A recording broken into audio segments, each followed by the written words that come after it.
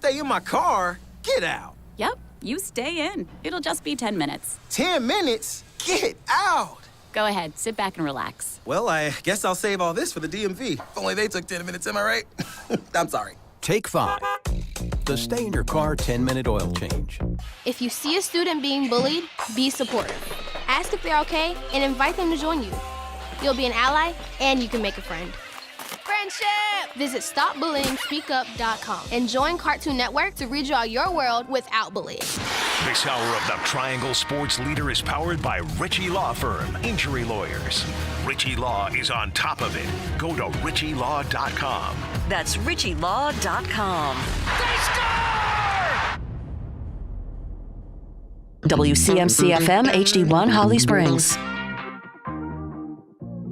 This is a tournament that's for not only sports, but entertainment. North Carolina is a huge brand. You obviously have Bubba Cunningham chairing the committee, and even if he's recusing himself at that time, we can't act like that doesn't have any influence. And let's be real about the situation. North Carolina is an earner. It's a big brand. It's going to bring a lot of eyeballs. They get treated differently than other teams, and it's not fair, but that's the reality of the situation. I am not surprised that this is how it went down at all. Yeah, life's tough. Get a helmet, right? Right. Life's tough. Get a helmet. Life ain't fair. Exactly. Life's not fair. Nope. Life's not fair. There are plenty of times in our lives where we say, hey, you know what? I did what I needed to do. Feel like you deserve something. Maybe you've earned an opportunity and it didn't happen. All the time. All the time. All the time. You listening to the show, The Adam Gold Show. By the way, Dennis Cox sitting in for Adam Gold once again. That's Victoria producing the show. We all have at some point in our lives, at least once, if not multiple times, have experienced a moment where you say, you know what? That should have been mine, and you got passed over for someone else.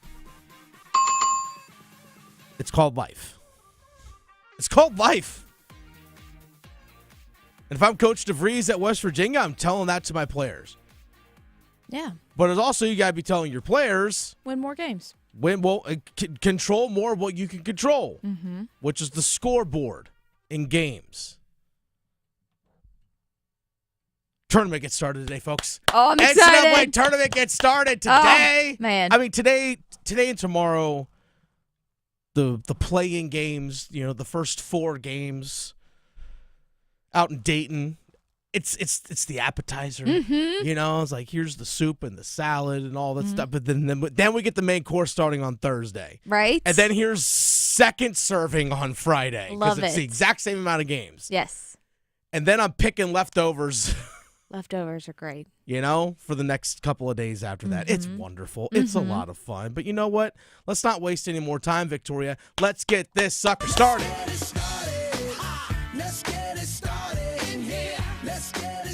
Or it's like when you walk up to a sub place and you can smell the bread before you even get in the door. Yeah. Not sure that's bread. But you know what? It is what it is. Speaking of it is what it is, West Virginia. Let's lead off with that before we actually get into the actual game tonight of North Carolina, San Diego State. This stinks at the highest level. That is the words of Patrick Morrisey, the West Virginia governor. Yeah. He is not afraid to say it like it is. Victoria, play it one more time for the people in the back. This stinks at the highest level. The disgrace. He ain't smelling bread when he walks up to a sub place. Smelling fumes is what he's smelling right now. Patrick Morrisey. We played a little bit of the clip yesterday towards the end of yesterday's show, but you may have missed it. Figure I'd give you some of that audio today. Patrick Morrisey, who is the governor of West Virginia, along with his Attorney General, J.B. McCuskey, had to, get together, talk to the people, saying how much of a disgrace this was, how much of an injustice all this was, like the robbery, the injustice. And the governor of West Virginia said that, hey, you know what? Maybe we should explore legal avenues towards the NCAA. 6 quad 1 wins. And that was combined with an undefeated record against quad 3 and quad 4 opponents. 3 wins against top 10 teams, and the 24th toughest schedule in America. West Virginia deserved to be in the NCAA tournament. This was a miscarriage of justice and robbery at the highest levels. Now, who was the last team to get into the tournament? Ahead of the Mountaineers. That would be the University of North Carolina. Now, let's see how their resume stacks up. The Tar Heels went 1-12 in quad 1 games and even had a quad 3 loss.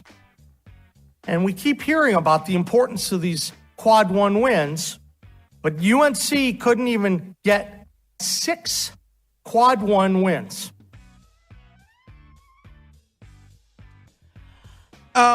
Yeah. This was a miscarriage of justice and robbery of the highest levels. I'm sorry. Last time I checked, someone wasn't wrongfully imprisoned. Victoria, am I missing something here? I don't think so. Was someone put in jail, wrongfully accused? Evidence tampered with? No. This is basketball we're talking about here. And even the Attorney General, J.B. McCuskey, who spoke right after Patrick Morrisey, the governor of West Virginia, said, yeah, WVU should be in. But at the end of the day, it's a billion-dollar business that involves NIL. It involves the lifetime's worth of work for a ton of student athletes this would have been the pinnacle of their career. And if you watched this WVU basketball team this year, not enough can really be said about what Coach DeVries has done this year, about what A.D. Ren Baker has done this year, to put a team on the court that overcame unbelievable obstacles. We have 11 new players that weren't on the team last year, and we earned a spot in the NCAA tournament. You can't really make an argument any other way. There is no mathematical metric that shows you that WVU should have been left out in favor of some of the teams that were there. Okay, yes, some of the teams that were there.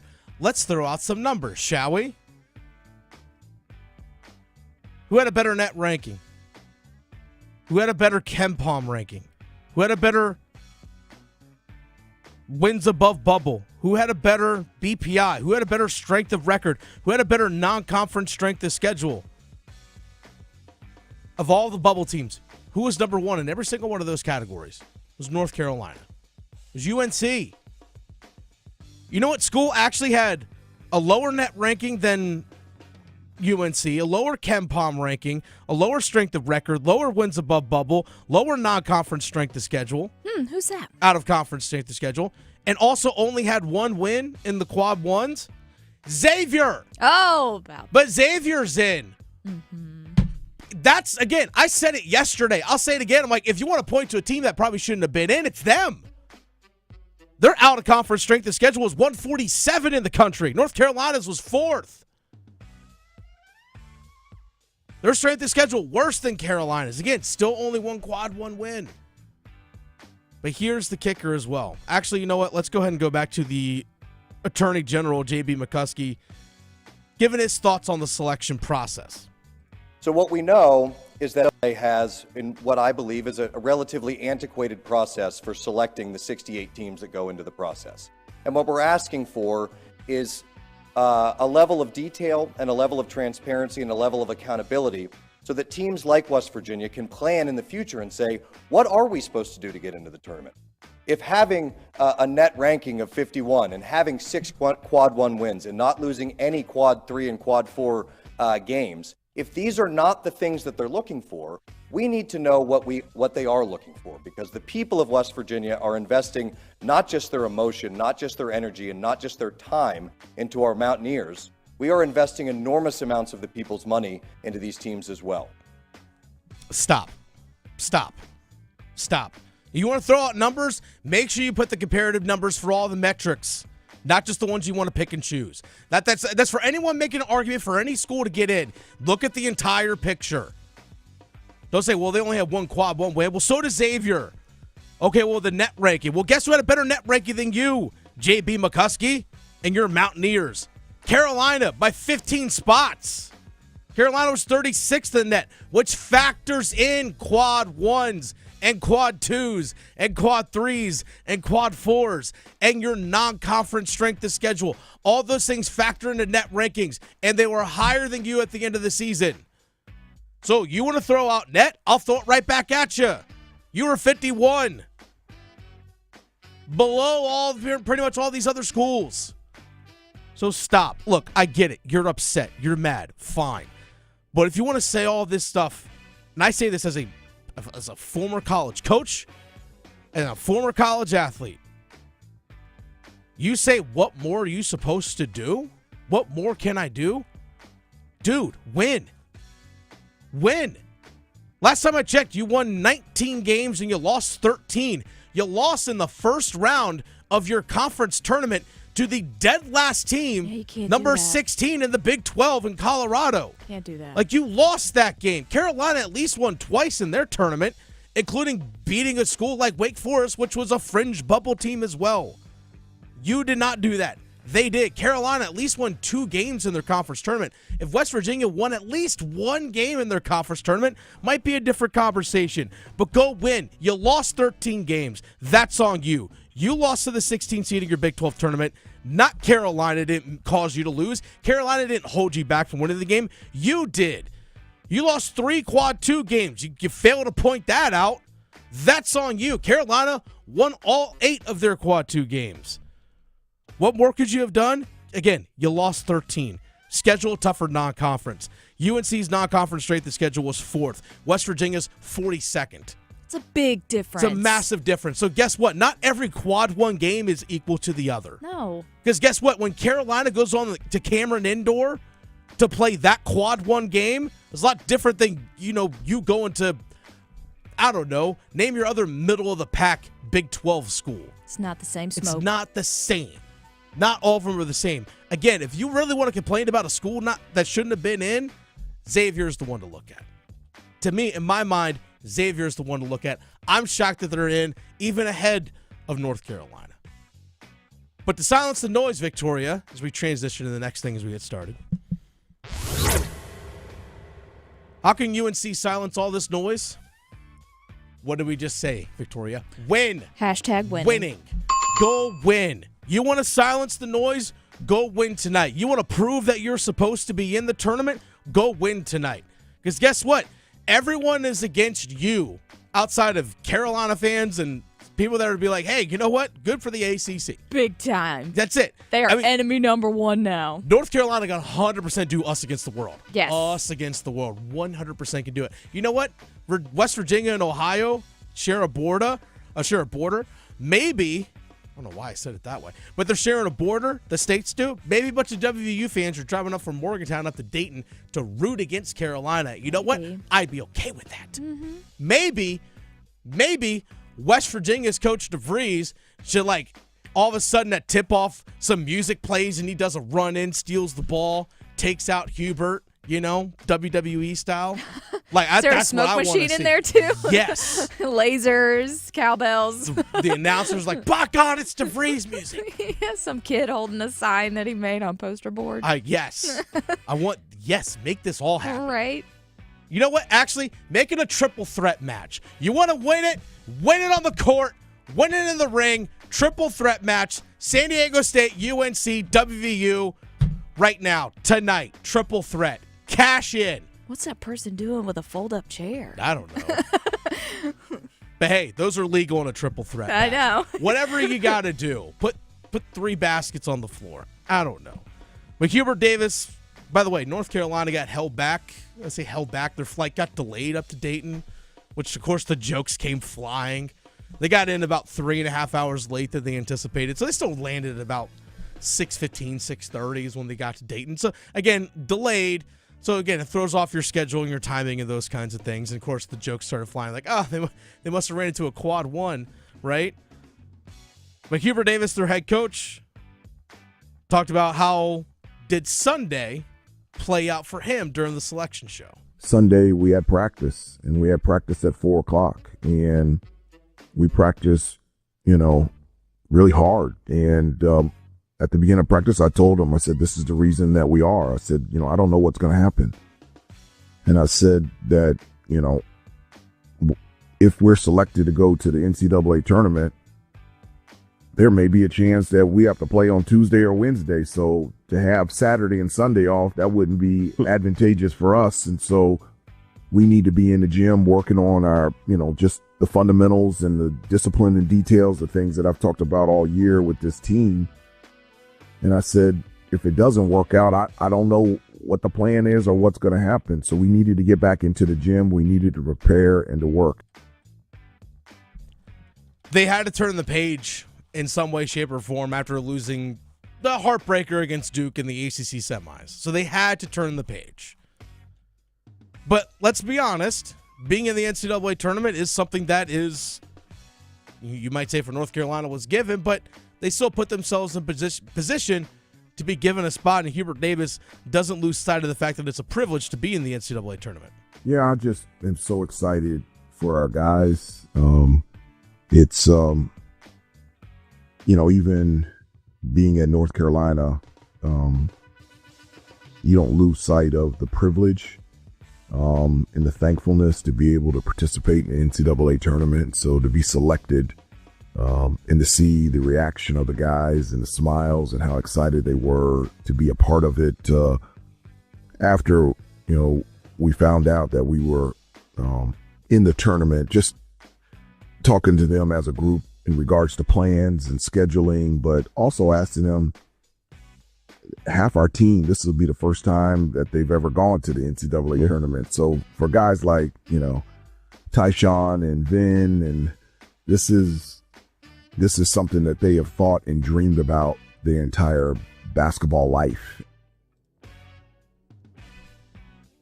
Getting into the NCAA tournament and having that experience is not something that is easily obtained. Especially with the transfer portal, a player that might be a really good player on a team that, let's say, underachieves, decides to hit the transfer portal. So you're not getting that experience other places. So you might have a situation like Hubert Davis just said, where you don't have guys that have a ton of experience. Now, this is where R.J. Davis, and Victoria, if you can pull up the clip where R.J. Davis is talking about using his veteran presence, let me know when you have it. Victoria says she has it. Got so it. Having a veteran experience, someone who's been there and done it, is super valuable. And that's what R.J. Davis at his press conference yesterday talked about, using his veteran experience in this first 4 game. Obviously, being in college for a long time, 5 years, but then experiencing what I experienced in March Madness and the NCAA tournament, it's a once-in-a-lifetime opportunity. From playing in the Final Four national championships to Sweet 16s to Elite Eights, those is what you dream of, and it's a hard route to get there. So my approach, my mentality is kind of just, stay confident, stay composed, one game at a time, and understand that, we have a team behind us that can really do a lot of great things. And like Seth said, it was a do-or-die situation for us for the past month, and whether we realized it or not, we performed at a high level. So I think that's a good sign for us, knowing that when our back's against the wall, when pressure's on us, we're able to perform at a high level. So North Carolina was on the outside looking in. So he was referring to Seth being Seth Trimble. Carolina, again, being on the outside looking in for the most part, or being on that bubble of getting into the NCAA tournament, they had to have that mindset, especially after that blowout loss against Clemson. It's like, all right, guys, if we have to turn this thing around now, otherwise we're going to have to do what NC State did last year in order to make the NCAA tournament. And sure enough, they won 8 of the last 10 games. Their only 2 losses, home against Duke and the ACC tournament against Duke. That's it. Their only 2 losses were those couple of games. But having that experience from R.J. Davis matters. Elliot Cadeau playing in March Madness games last year, getting to the Sweet 16. Jalen Withers, same thing, getting to the Sweet 16. Seth Trimble, getting to a Sweet 16. Jalen Washington, getting to a Sweet 16 last year. All members of that team last year that got to a Sweet 16. Now, San Diego State, on the other hand, a little bit of a different situation in terms of not a known brand, but I guess different situation not being a known brand, but their coach and their program has had a lot of recent success at San Diego State. For example, look at their leading scorer, Nick Boyd. Played for Florida Atlantic before transferring to San Diego State, but Florida Atlantic, the team that he was on, went to the Final Four in 2023. Sure enough, losing to San Diego State. Miles Bird, one of their top leading scorers, part of a Sweet 16 team last year. DJ Davis, part of a Sweet 16 team last year for San Diego State. Jared Coleman-Jones, who's a sixth-year senior at San Diego State. Been around at a couple different places. Again, the experience factor, I think, is balanced on both sides. So, yes, there are a lot of guys who are going to be experiencing this for the first time, and key players like Van Allen Lubin, Ian Jackson, Drake Powell. Those are all guys experiencing this for the first time as players. But they still have guys that they can lean on in that regard. And RJ Davis has been to a national championship game. So he's been to a Final Four. Guys that understand the road. So to me, that's kind of a balance. That's kind of a wash. If you actually look at the San Diego State team, there's still the question with Carolina about height, about length. Yeah. The top scorers and the top 5 scorers and the 5 starters for San Diego State go in order of height: 6'3", 6'7", 6'2", 7 foot, 6'10". Wow.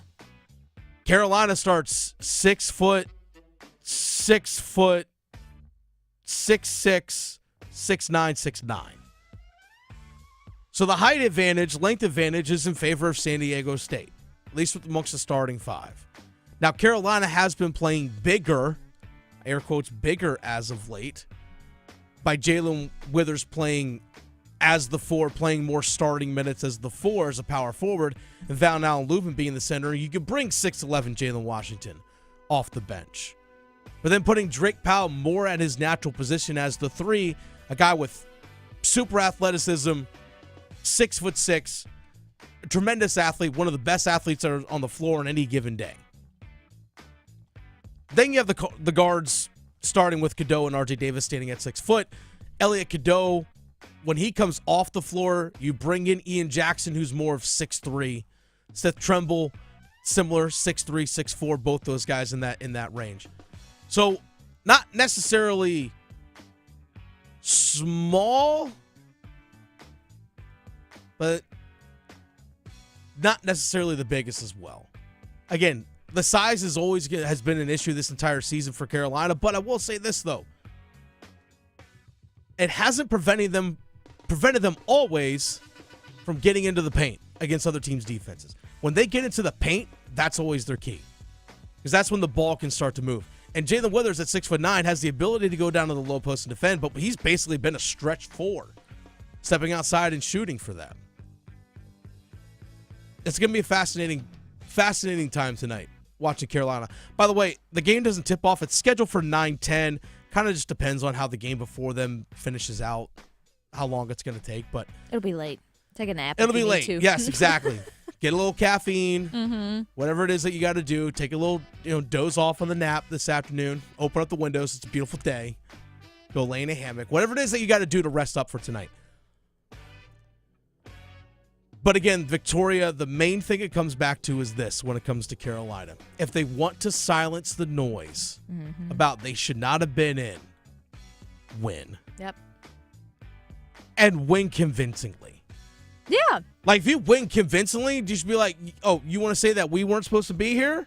Yeah. Don't give them anything to go off of. This other bubble team that we just beat, the team that got in before us, San Diego State, we just kicked their tail. Mm-hmm. You want to say we didn't belong? Well, look at them. I will say this. One thing that was avoided, Victoria, we didn't really touch on this yesterday. We'll kind of wrap on this. You know what's avoided by Carolina being the last team in? We didn't have the conversation of yesterday of, hey, second time in 3 years, Hubert Davis didn't get Carolina into the tournament. Yeah. I don't know if that is that.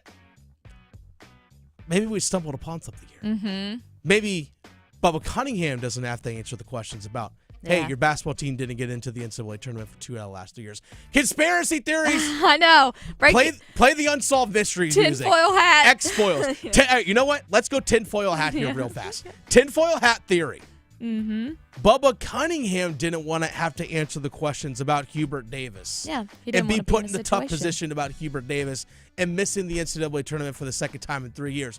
So therefore, Bubba Cunningham made sure UNC was in. So therefore, he didn't have to face the difficult decisions or the difficult questions about UNC basketball. Tinfoil hat theory. Yep. Victoria, Keeping the heat on NC State with their now coaching search. Which, by the way, Speaking of West Virginia, to wrap this up, coaching search, wrap this all up. Right. Coach DeVries from West Virginia, according to Jeff Goodman, a field of 68, is in line to potentially be is the top candidate or top choice to be the Indiana head coach. Interesting. To be the Indiana head coach. So again, the carousel all starts to turn. Mm-hmm. All starts to turn. We've seen Miami hire a coach, Florida State hire a coach, Iowa's open, Indiana's open, but if Indiana gets filled by Coach DeVries, I mean, apparently Drake's coach is Ben McCollum is in line to possibly be a candidate for Indiana as well. So what happens next? Again, one coach moves, the other one moves to another place, and the carousel starts to turn. Never know. But that's where we are. You never know. Bubba gets a check. He doesn't have to hear noise about his head coach. Hats. Yeah. Tinfoil hats. Maybe DeVries wanted to get to Indiana faster because the transfer portal is already open. Maybe.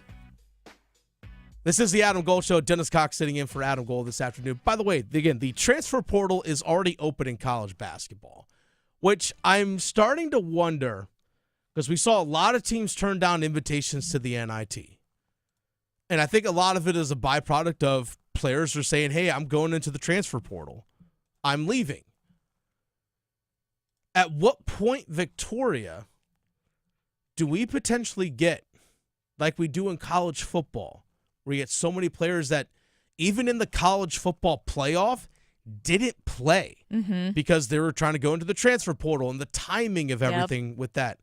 At what point are we going to maybe start getting players that are the 7th, 8th guy on a bench of a team that's really good in the NCAA tournament, but they want a bigger role possibly somewhere else, so they want to enter the transfer portal, but their team is still in it? Will we get to a point where those players are going to be not playing in the NCAA tournament? We'll discuss that next. From the heels, Touchdown, Carolina! to the canes. She scores! He covers it all. The Adam Gold Show on the North Carolina Sports Network. We're in the middle of the madness. Knipple. Bank it home! Count it in a foul! From the first four to the national championship. Proctor at 3. Bang! All the hoops action will be heard here. They get it done, and they are the ACC champs. The road to San Antonio is driven by WakeMed, Roofworks, Metro Elevator, and Wilkinson Chevrolet Cadillac Buick GMC in Sanford.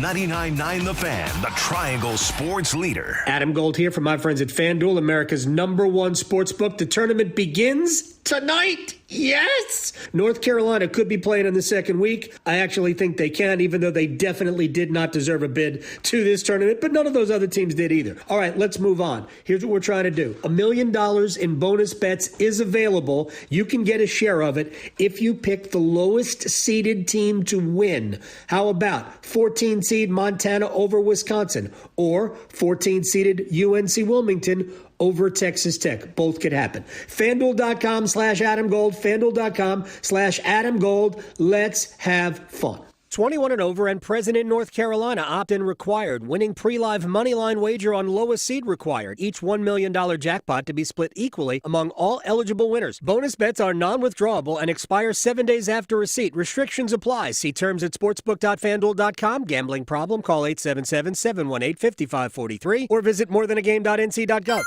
Hear that? That's the sound of digital instants from the North Carolina Education Lottery. With instant wins, progressive jackpots, and bonus games right from your phone. It's nonstop chances to win like you've never seen or heard before. Oh, yeah! Big money! Visit nclottery.com to get in on the action. Must be 18 to play. See prize and odds charts at nclottery.com/digital-instants for details. Problem gambling helpline 877-718-5543. Tired of wandering the aisles of those big box stores, struggling to find the help you need? At Home Outlet, we do things differently. First, we guarantee the lowest price on kitchens, baths, floors, and more. Find it cheaper somewhere else? We'll beat it by 10%. Second, we're employee owned. Yep, the folks helping you design your dream kitchen actually own the place. You're not just another customer to us. You're the customer. So So why deal with the other stores? Break up with the big box and upgrade to Home Outlet. Find a location near you at homeoutlet.com. What could you do with an extra $75,000 right now, or even a couple $100,000? If you own a home, you can get that money in less than a week with Loan Pronto. Hey, it's Dennis Cox. Loan Pronto is the leader in quickly converting your home equity into cold, hard cash. You can pay off all your credit cards or start that home remodel. Loan Pronto has several easy options to let you access the cash from your home. There's virtually no paperwork, no cumbersome process, no junk fees, and often no appraisal. Listen. The average homeowner now has over $300,000 in equity. That's your money. Use it. One client got $150,000 out and paid off all their credit cards, 2 car loans, and a personal loan, cutting their monthly expenses by $1,500. You can get approved in as little as 1 day. So act now with no hard credit pull up front. LoanPronto.com, 919-381-1760. Get the money you need for anything. 919-381-1760, LoanPronto.com. Equal housing lender, NMLS 1661781, subject to lender approval, NMLSconsumeraccess.org. Protect your home and auto with a bundle from Progressive so you can stop worrying about them and invent new things to worry about, like snakes in your bedroom. Sure, that sounds incredibly irrational, but now that we've mentioned it, you are a little worried. The odds of one snake, let alone snakes plural, are so slim. But you might want to check. Oh, you're not near your bedroom. Guess you'll just have to sit there and worry about it. So let Progressive protect your home and auto, because you've got enough to worry about. Progressive Casualty Insurance Company, affiliates, and other insurers. Not available in all states. This is Adam Gold. Did you see what Duke is paying the quarterback that they pulled out of the portal from Tulane? Oh, no. Oh, yeah. 2-year deal, $4 million per. Oh, wow. Per. So. Do they want a quarterback named Victoria? The Adam Gold Show.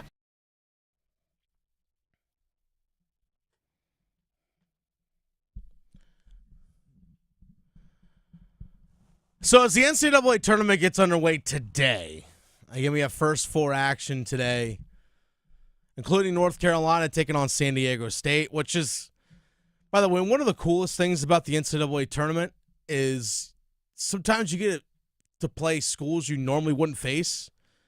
When I coached college lacrosse. By the way, Dennis Cox sitting in for Adam Gold today. Victoria producing the show as always. When I coached college lacrosse, when I was an assistant, we made the NCAA tournament 3 times. We would have made it a 4th, but COVID.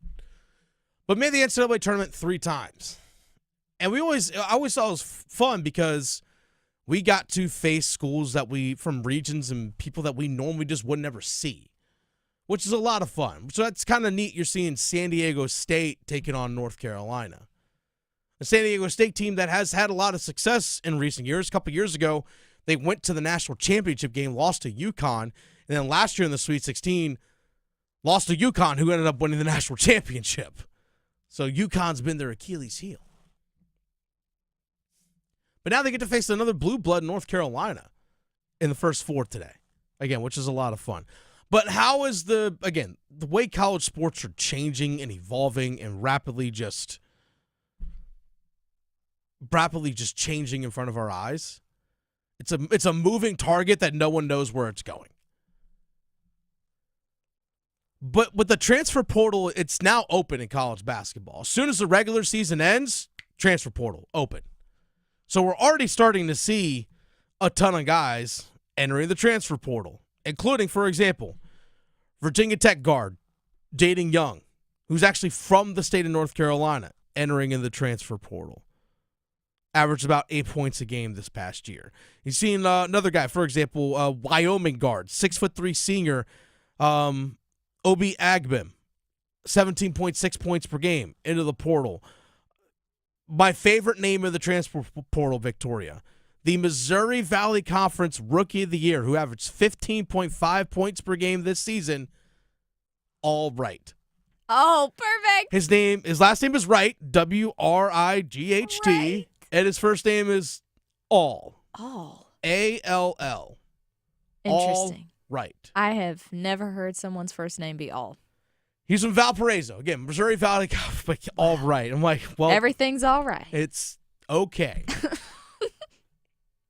But again, we're starting to see these guys go into the transfer portal, and obviously we know that schools in this area have been active in the transfer portal in some way, shape, or form. NC State heavy in the transfer portal under Kevin Keats. I have no doubt this upcoming year with a new coach coming in, you're going to be heavy in the transfer portal once again. We have seen John Shire at Duke supplement his roster with the young stud freshmen that he brings in, and obviously a couple guys that have stuck around with Caleb Foster and Tyrese Proctor, supplementing his roster with experienced players through the transfer portal who've all contributed in some way, shape, or form. North Carolina, similar type deal. Young recruited players on your roster, some that are young, like Drake Powell, Ian Jackson, Elliot Cadeau being a sophomore, and some older players like R.J. Davis, Seth Trimble, Jalen Washington. All those guys are juniors or older. But then also supplementing the roster with Jalen Withers, who is a transfer with his second year of the team. Van Allen Lubin, first year with the program as a transfer. But the transfer portal now being open, I really am wondering if there is a player eventually in the NCAA tournament who might be the seventh guy on the bench that just wants another opportunity somewhere else. Maybe they go from a power conference school to a mid-major just because they want to have that more playing opportunity. But they want to make sure that they get an opportunity in the transfer portal as soon as possible because they know that coaches are going to be starting to recruit players and pull players from the transfer portal as soon as they can. They don't want to have an opportunity missed. So they go into the transfer portal as soon as the regular season ends. Well, how does that impact what you're going to do on the court? Does that player no longer play? Again, we saw it in the college football playoff. Again, timing of that is a little bit different because of how semesters end in the fall and all those kinds of things. We saw players in the college football playoff not participate because they wanted to go into the transfer portal. They're trying to land spots at other schools and get their transcripts and do all the things that they got to do. So they didn't even participate. For example, Penn State's backup quarterback, whose name all of a sudden I cannot remember, but their backup quarterback at Penn State was used in running situations. Hey, brought in as a running quarterback and was actually used on the field during games consistently throughout the year. But he wanted a different opportunity, goes to the transfer portal, doesn't even play in the college football playoff. I'm wondering eventually if we're going to see that in the NCAA tournament. I'm wondering if we eventually will get there. And I think this is something that the NCAA needs to take a look at now and say, you know what, transfer portal for athletes at this time of year, for college basketball, winter sports, the national championship game, the Final Four is April 4th. The championship game is the 6th. Or it's that weekend. It's the first weekend in April. Make April 1st. Make April 1 the transfer portal opening. Because for men's basketball, and really for women's basketball, only 4 schools are playing at the time. Yes. Just 4. So pretty much everyone's already done. You're already going to have an idea of who's going to be leaving and who's not as a coach. Officially open the portal then. No fooling around. Exactly. You know what? Make that the case now. Because I can guarantee you right now, Jay Lucas at Miami is looking at every single one of these players in the transfer portal and is starting to pick guys and call guys right now because he knows already what is going to be on his roster at Miami. He knows that. Jay Lucas being the former Duke assistant coach. My point is this. There are ways that college sports can help itself. I have no problem with transfer portal. I have no problem with players wanting to move and go to better situations that they think is best for themselves. No issue with that at all. But that doesn't mean the process can't be better for everyone. Because if you make it April 1, well, you still have another month of school. So players are still able to finish out their semesters, do their finals, enroll at whatever school that they got to go to. You have the whole summer to get ready for the new year. Why does it have to open immediately after the season ends? I think it does a disservice to players because there might be players that are considering the transfer portal but maybe aren't entirely sure, and they might be forced into making a decision too quickly that they're maybe not ready to do. Make it April 1st. Simple solution. We brought up a problem, Victoria, and we offered a solution. April 1st. There you go. Done. And I think coaches overall would be okay with that because, again, you're down to 4 playing at the time. That's it. You're down to 4.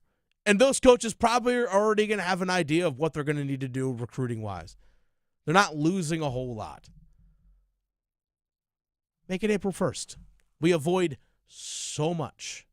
So much. No joking around. Exactly. April Fool's Day. Yeah, right. See? I see what you did there. You know what? By the way, April 1st is the anniversary of the announcement of Roy Williams leaving North Carolina. Right. Retiring. Right. Which, by the way, I was sitting in the exact chair that you are sitting right now when that news came across. We're like, okay, guys. Okay, got good it. joke. Yeah. And all of a sudden, we're getting the emails. Yeah, presser. Oh, no, for real. What? What? What? You're being serious?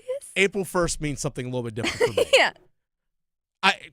It forever will just be like, yeah, April 1st. Oh, Roy's retiring. Oh, yeah, that day. Good one, guys. Uh-huh. Not kidding me. Oh, no, this is real. Yeah. I think everyone was super skeptical, like, all right, guys. Good one. But anyway, we offered a solution. Because I would hate to see, for example, I'm using this 100% as an example. But let's say there's a sophomore at North Carolina. Let's say I'll use Elliot Cadeau for an example. And again, only using this as an example.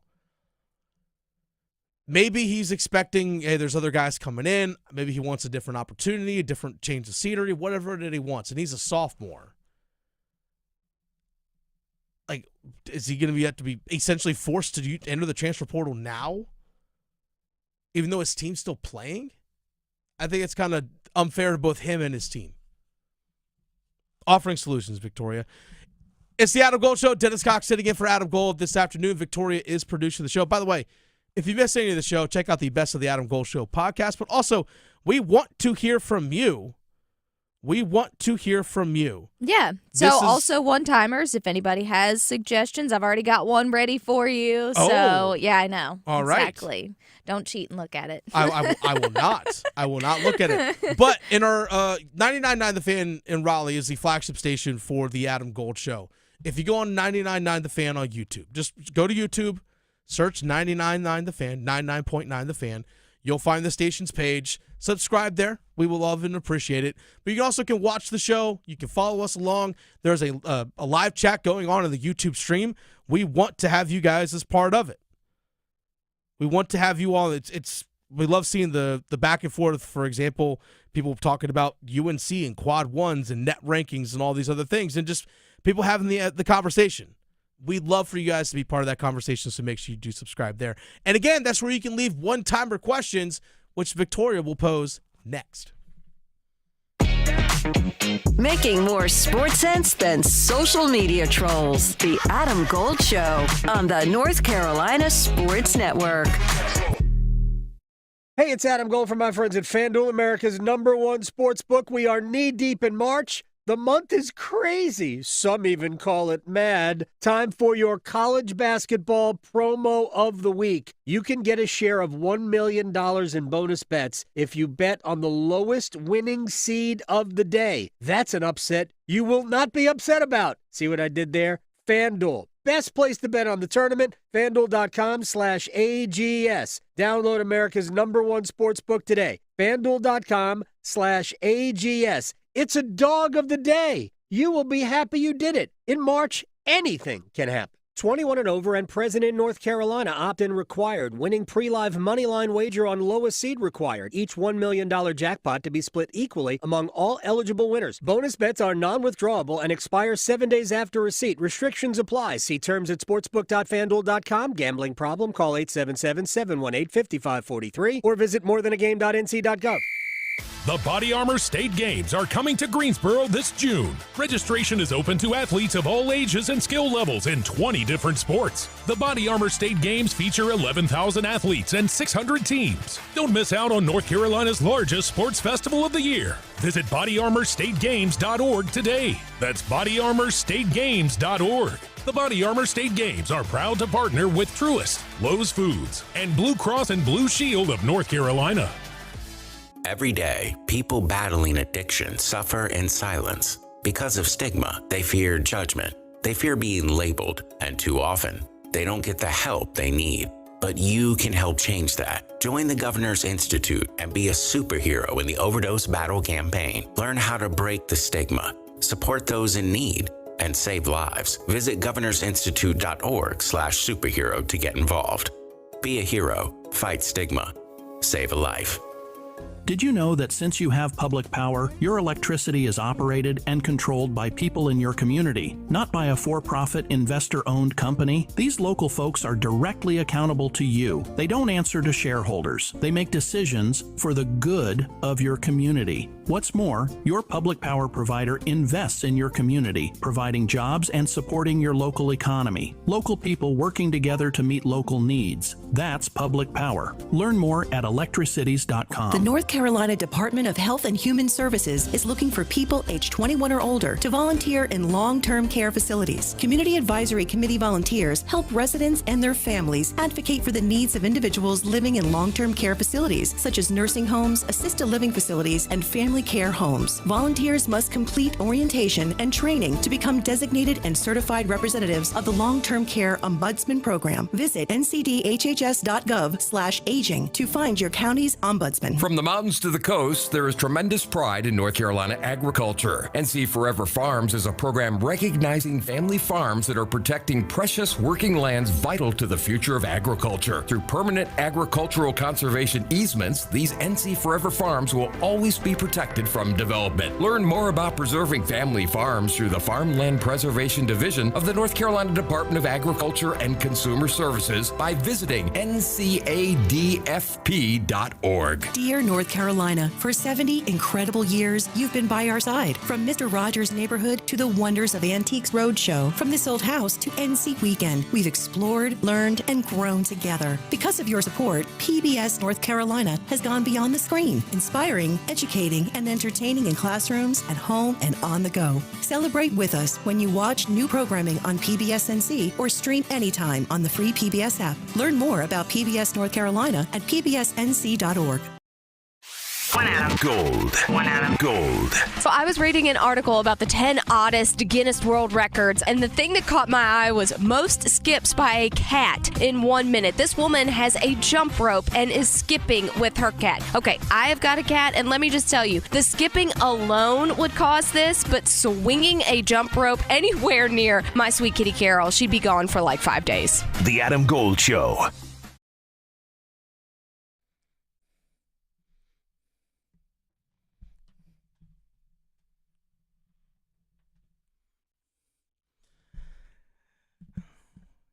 Yes, Joe Hendry. Say his name and he appears.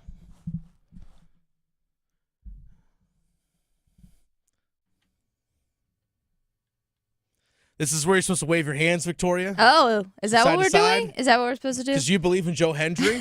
Apparently, somebody Joe does. Hendry. That's what you got to do. You got to wave your hands from side to side. Okay? I don't know. I mean, as a wrestling fan, I'm nerding out. I'm marking out right now, Victoria. Okay, that's okay. This might have something to do with one-timers, maybe. So let's go ahead and let's tee them up.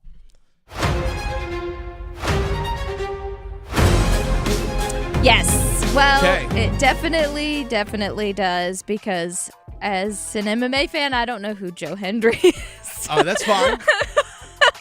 So, it's pro wrestling. It's so yeah. for all the people out there. So anyway, we do have a one-timer question on YouTube from someone who loves the wrestling. Okay. He says, will Joe Hendry be Jey Uso's mystery partner next week in Scotland on Raw? I'm assuming that's how they talk. Yeah.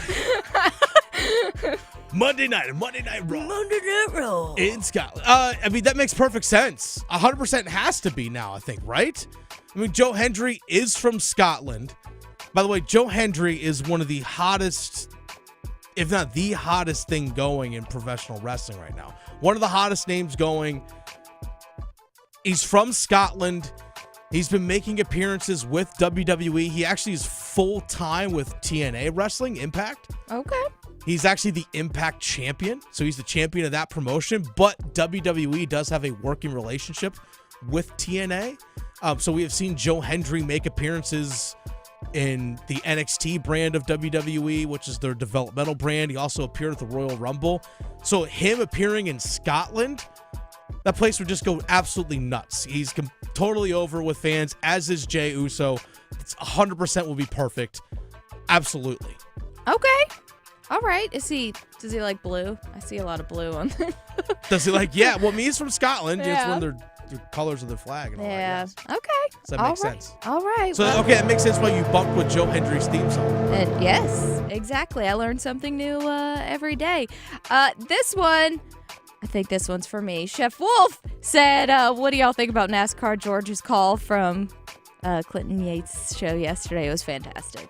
It's fantastic. Thank you for that. I did not hear this, so I will turn that over to you. Exactly. Yeah, no, it was great. NASCAR George is fantastic. So okay. It was hilarious. Moving on to the next one.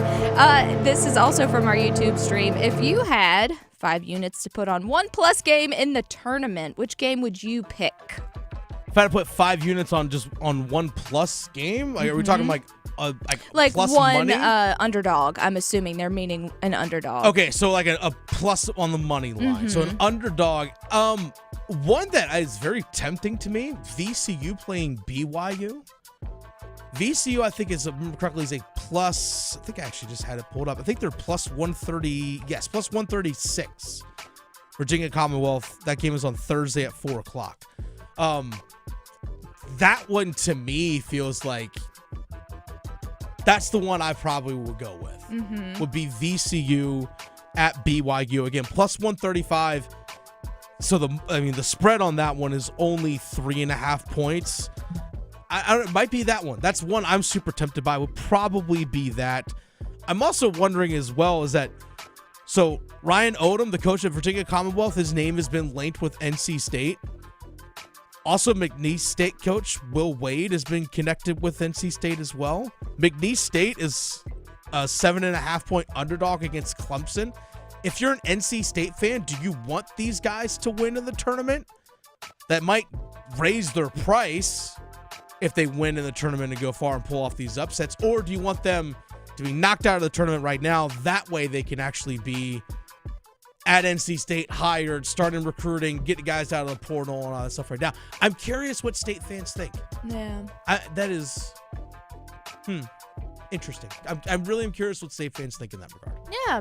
Well, moving on to college basketball. So as most of us know, West Virginia's governor is making all kinds of noise because he's real big mad about West Virginia not being in the NCAA tournament. So how far do you think his complaints will get, if anywhere at all? They'll be filed on a piece of paper if they do, and that's really about it. That's really as far as this goes. I mean, unless they can truly prove that money exchanged hands from, like, for example, if you really want to prove that there's true corruption, and especially when it comes to this year's tournament, if you can prove that money exchanged hands from Bubba Cunningham to other people in the committee that allowed North Carolina to begin the NCAA tournament over West Virginia or any other school.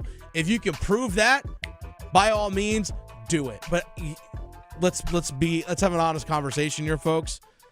You got left out because you left it into the hands of a subjective group of people. Simple as that. And even if you want to go with all the other metrics and all those other kinds of things, there's still a lot of other evidence that says North Carolina should have been in.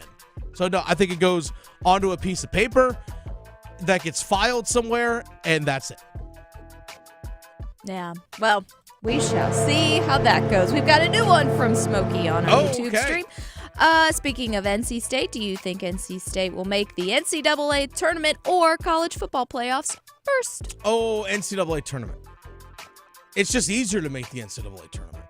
Making the college football playoff is extremely difficult. Only 12 teams get in. 68 get into the NCAA tournament. Well, it's going to be more probably next year, too. I mean, there's possibly that. But also, for example, in football, you can go 10-2, 9-3, and not get in.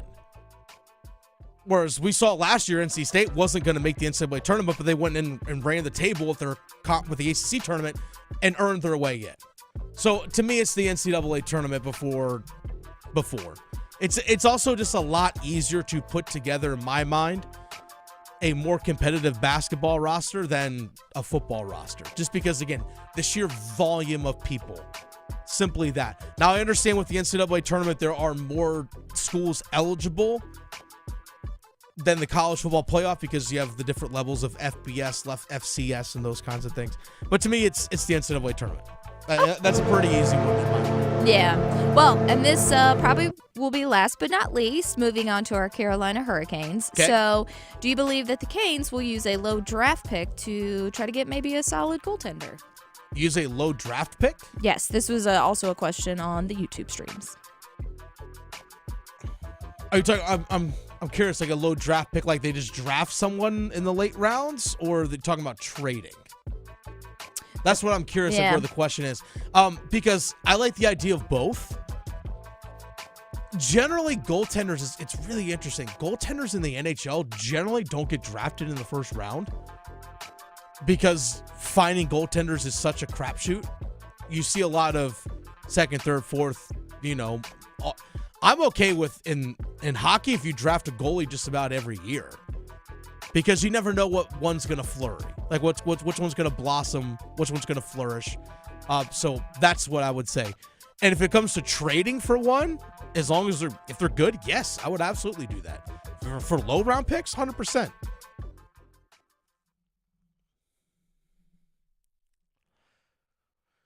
Wave your hands side to side, people. Obviously, if you're not driving, keep your hands on the wheel.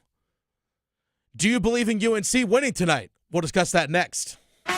Talking sports, dropping truth. The Adam Gold Show on the North Carolina Sports Network.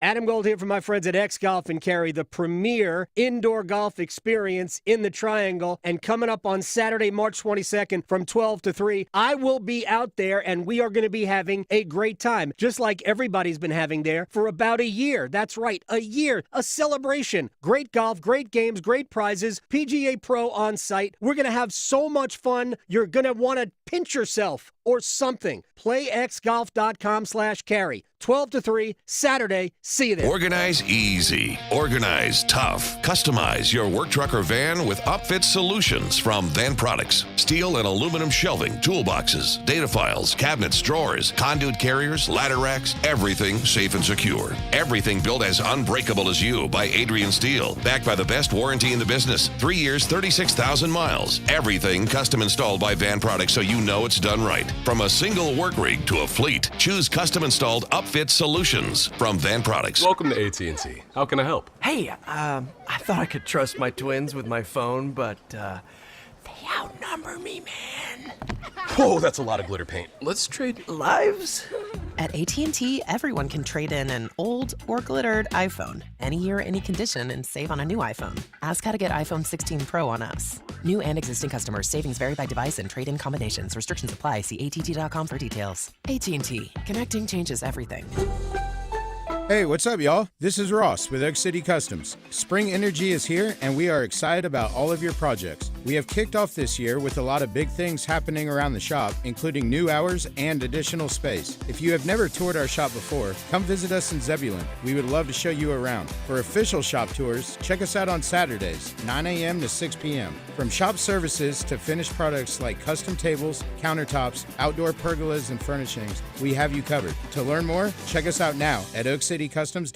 Hey, what do you say? John Forsland here from my friends at Buffalo Brothers. It's hockey season, baby. I live and work on both coasts, and here's the deal. There's nothing like Buffalo Brothers. The best wings on the planet and a great place to watch all the big games. Visit all 5 Triangle locations for great specials, including half-price pizzas Monday through Friday, 4:30 to 6, and $6 Jamesons on Sunday. Dine in, carry out. BuffBrothers.com. Aw, man, now I want wings.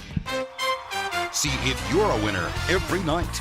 Watch live lottery drawings on WRAL-TV's 11 o'clock news. That's right, Carolina Pick 3, Carolina Pick 4, and Carolina Cash 5 numbers every night on WRAL-TV's 11 o'clock news. See if you're a winner before you go off to bed. Get your lottery numbers live every night.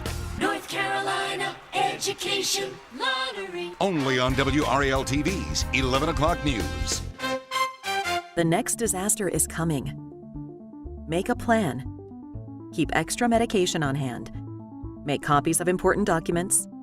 Stay informed and be ready. Learn more at americares.org/send-us-in. Okay, I have to tell you, I was just looking on eBay where I go for all kinds of things I love, and there it was. That hologram trading card. One of the rarest, the last one I needed for my set. Shiny like the designer handbag of my dreams. One of a kind. eBay had it, and now everyone's asking, ooh, where'd you get your windshield wipers? eBay has all the parts that fit my car. No more annoying, just beautiful. Whatever you love, find it on eBay. eBay. Things people love. This hour of the Triangle Sports Leader is powered by Ritchie Law Firm, injury lawyers. Ritchie Law is on top of it. Go to ritchielaw.com. That's ritchielaw.com. WCMC HD1 Holly Springs. Take us with you on the radio, Instagram, TikTok, Alexa, and YouTube. 99.9 The Fan, the Triangle Sports Leader. If Andrei Svechnikov watched Eric Cole highlight tapes and caused chaos. Hey, hashtag, you didn't even mean to do that, did you? I didn't. Well, that's the old one. I know, but right? It's still relevant. Now we're raising up. Maybe we should go back to I know, we chaos. need to go back to causing chaos. It's interesting. I did kind of subconsciously bring that out.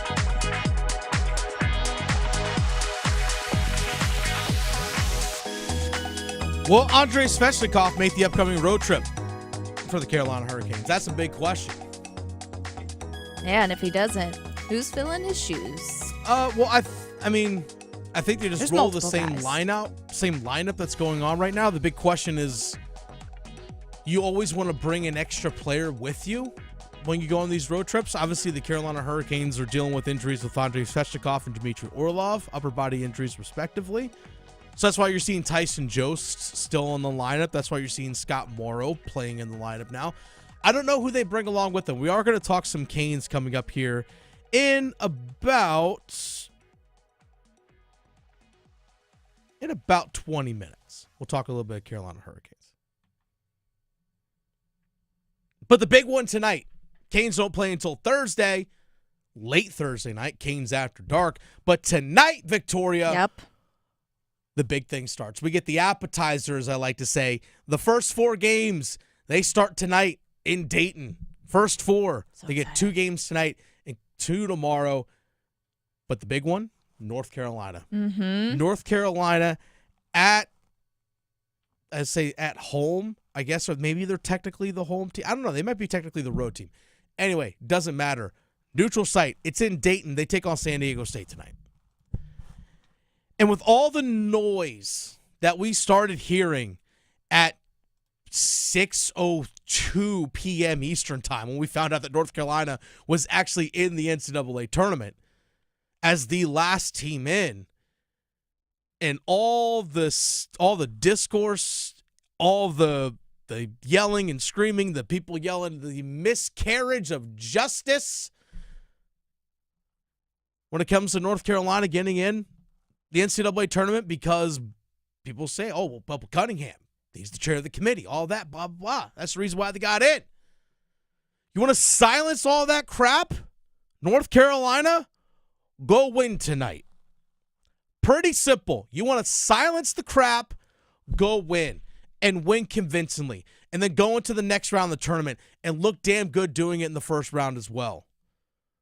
That is how you silence the critics, by winning. You lose tonight, you're only adding fuel to the fire. Plain and simple. Plain and simple. Because that's what the one thing with sports, it really should all boil down to, is the one thing. It's the scoreboard. That's the one thing you should be able to point to at the end of every single game. Scoreboard. West Virginia complaining about not getting in. Boise State, Indiana, whomever, complaining about not getting in. Look at the scoreboard. Did you win enough? Maybe, at least you thought you did, but clearly you didn't. Otherwise, you wouldn't be sitting where you are. North Carolina, if they got left out of the tournament, you know what I would say? You didn't win enough.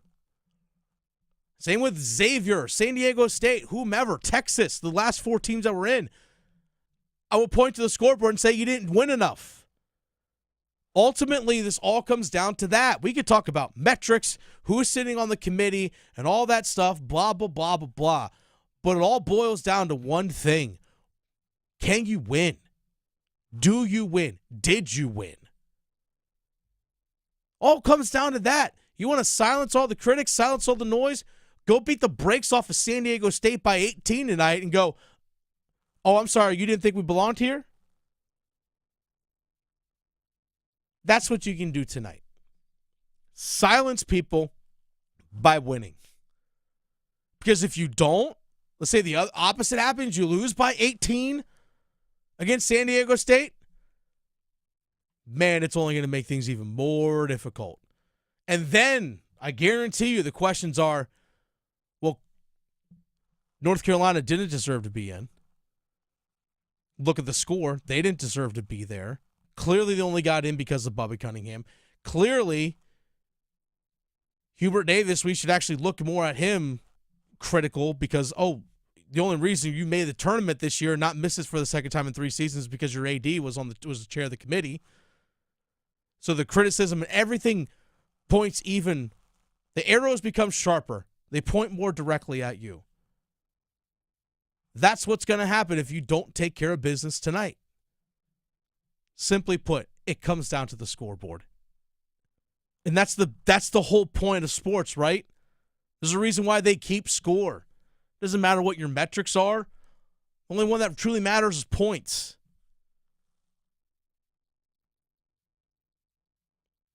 Is this a clean slate for the team? RJ Davis, their 5th-year senior guard, talked about that. Is this a clean slate for the team? And guess what? Going into a tournament, you hear this going into the playoffs for any team. Hey, it's 0-0. We're 0-0. It's win or go home. We're 0-0. Whether it's the NFL, whether college football playoff, you're 0-0. And RJ Davis talked about, is this a clean slate for his team? Yeah, 100%. I think anytime you enter March, it's a new season. And given the way our season went, it's been an up and down year, but been very fortunate and grateful for the opportunity we've had to be in this tournament and kind of have like a clean slate.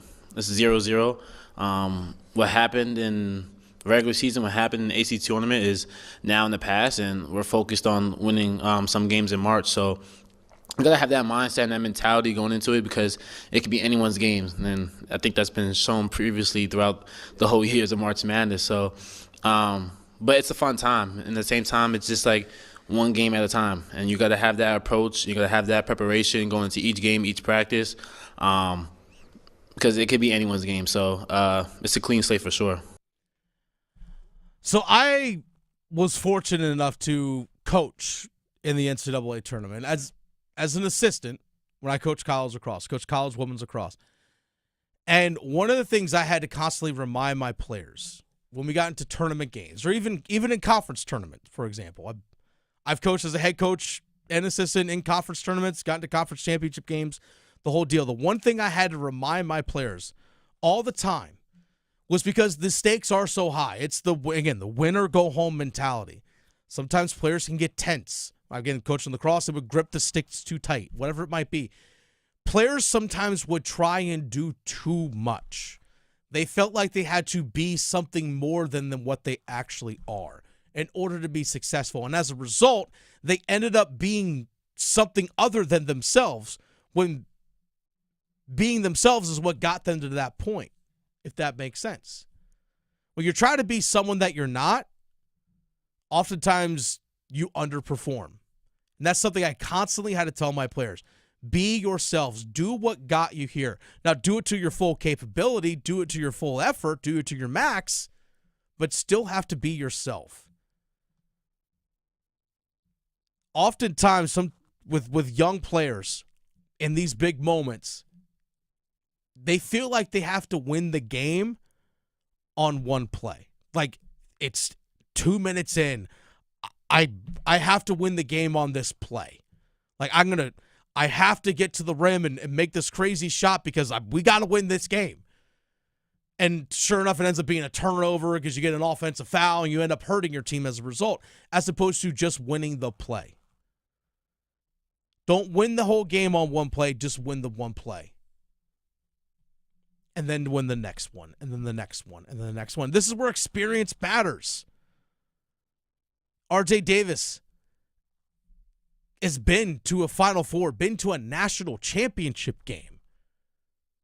He knows what that experience is like. He also has been to a Sweet 16.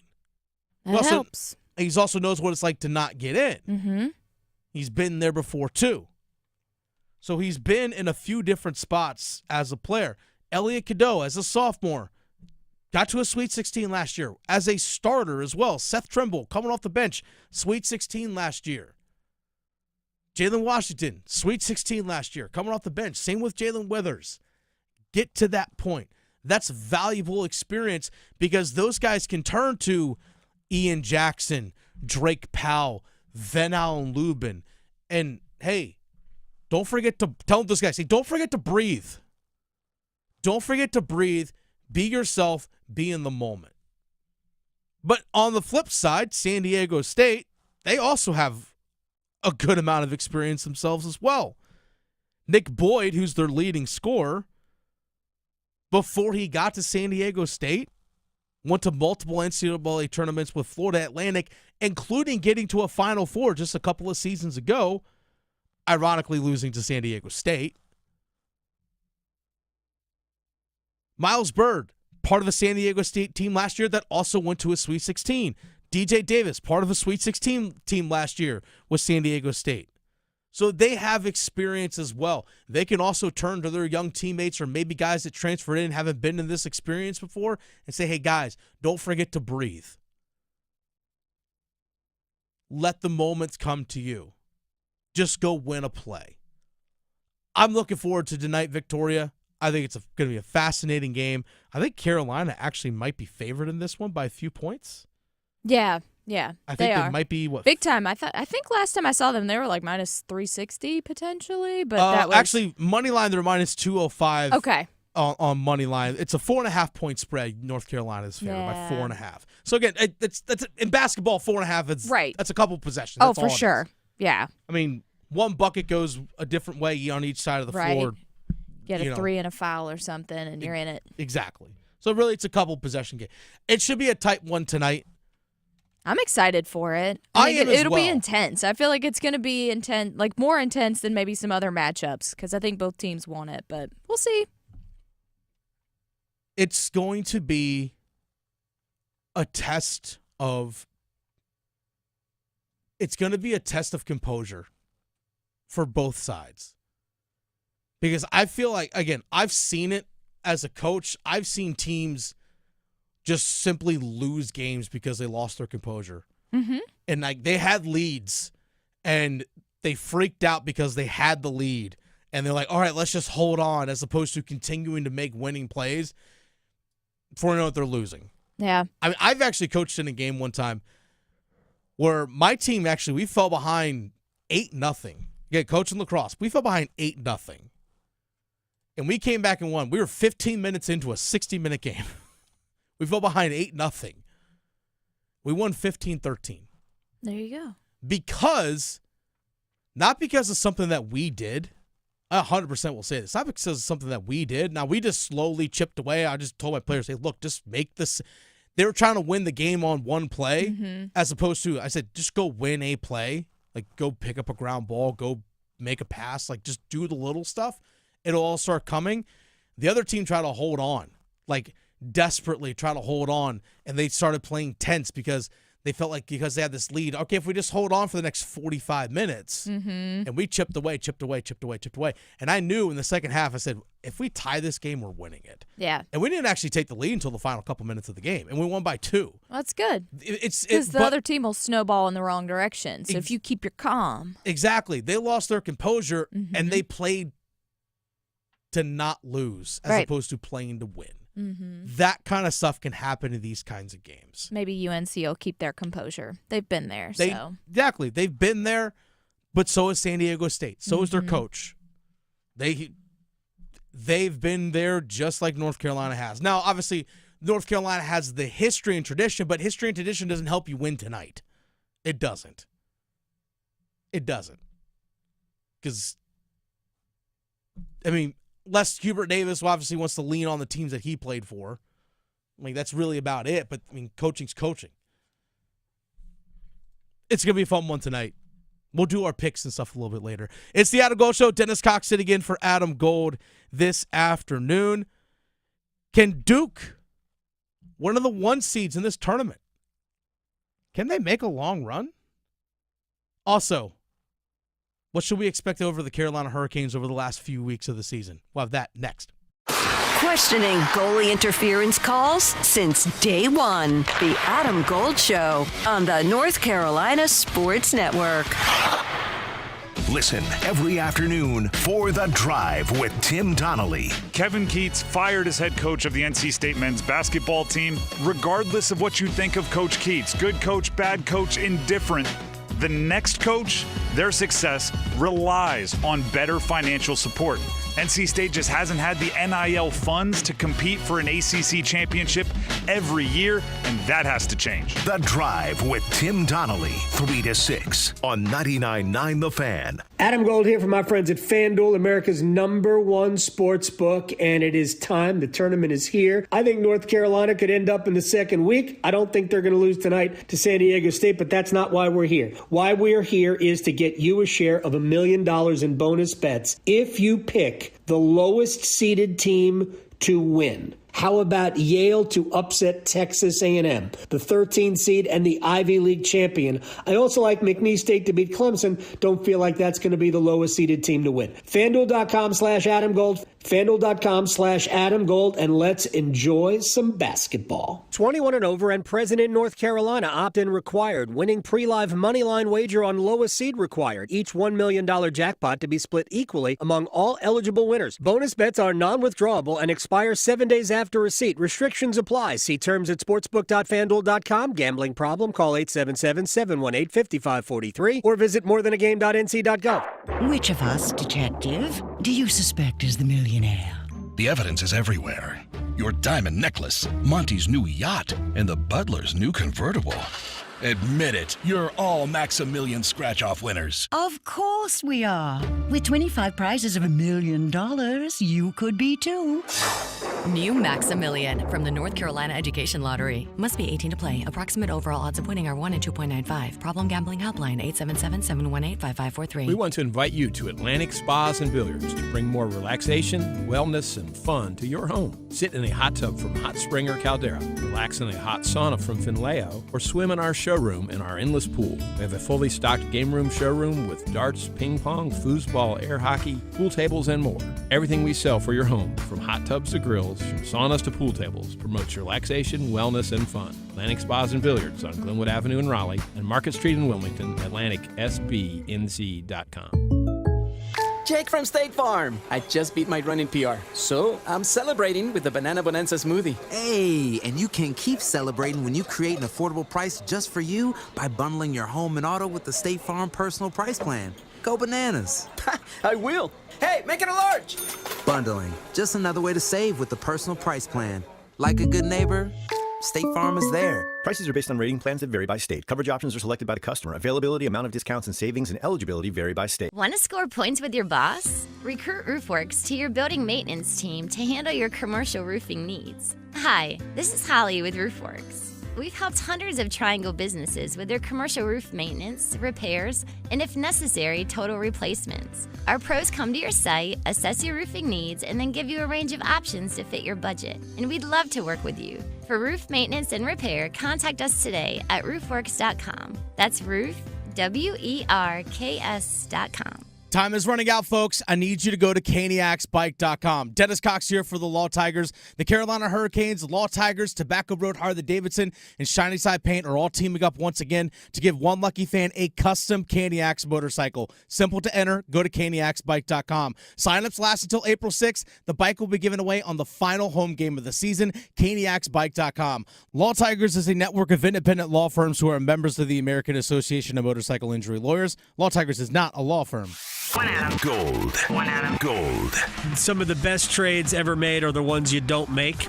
Again, I'm sure that there are tons of stories like that. Kind of like a relationship. Sometimes the best ones are the ones that you didn't go out with. Like that person that you tried to, and then you see him 10 years later, and you're like, ooh, dodged a bullet. So you sound like you've been there. Maybe. Yeah. Yeah. The Adam Gold Show.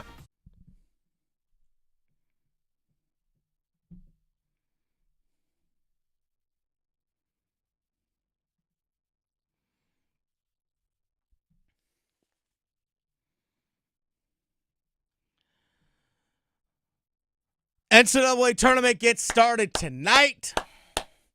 So excited. Let the madness begin. I know. I mean, if our Canes aren't even playing, they're taking a break for us to watch this too. And we appreciate them for that. Right?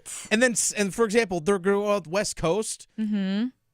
Playing San Jose. I think it's a 10:30 puck drop on Yes. Thursday night, which gives us all the time to watch basketball. Exactly. And then we can stay up late and Canes after dark on Thursday. This is perfect. Mm-hmm. This is wonderful. I know. I love this. This is great.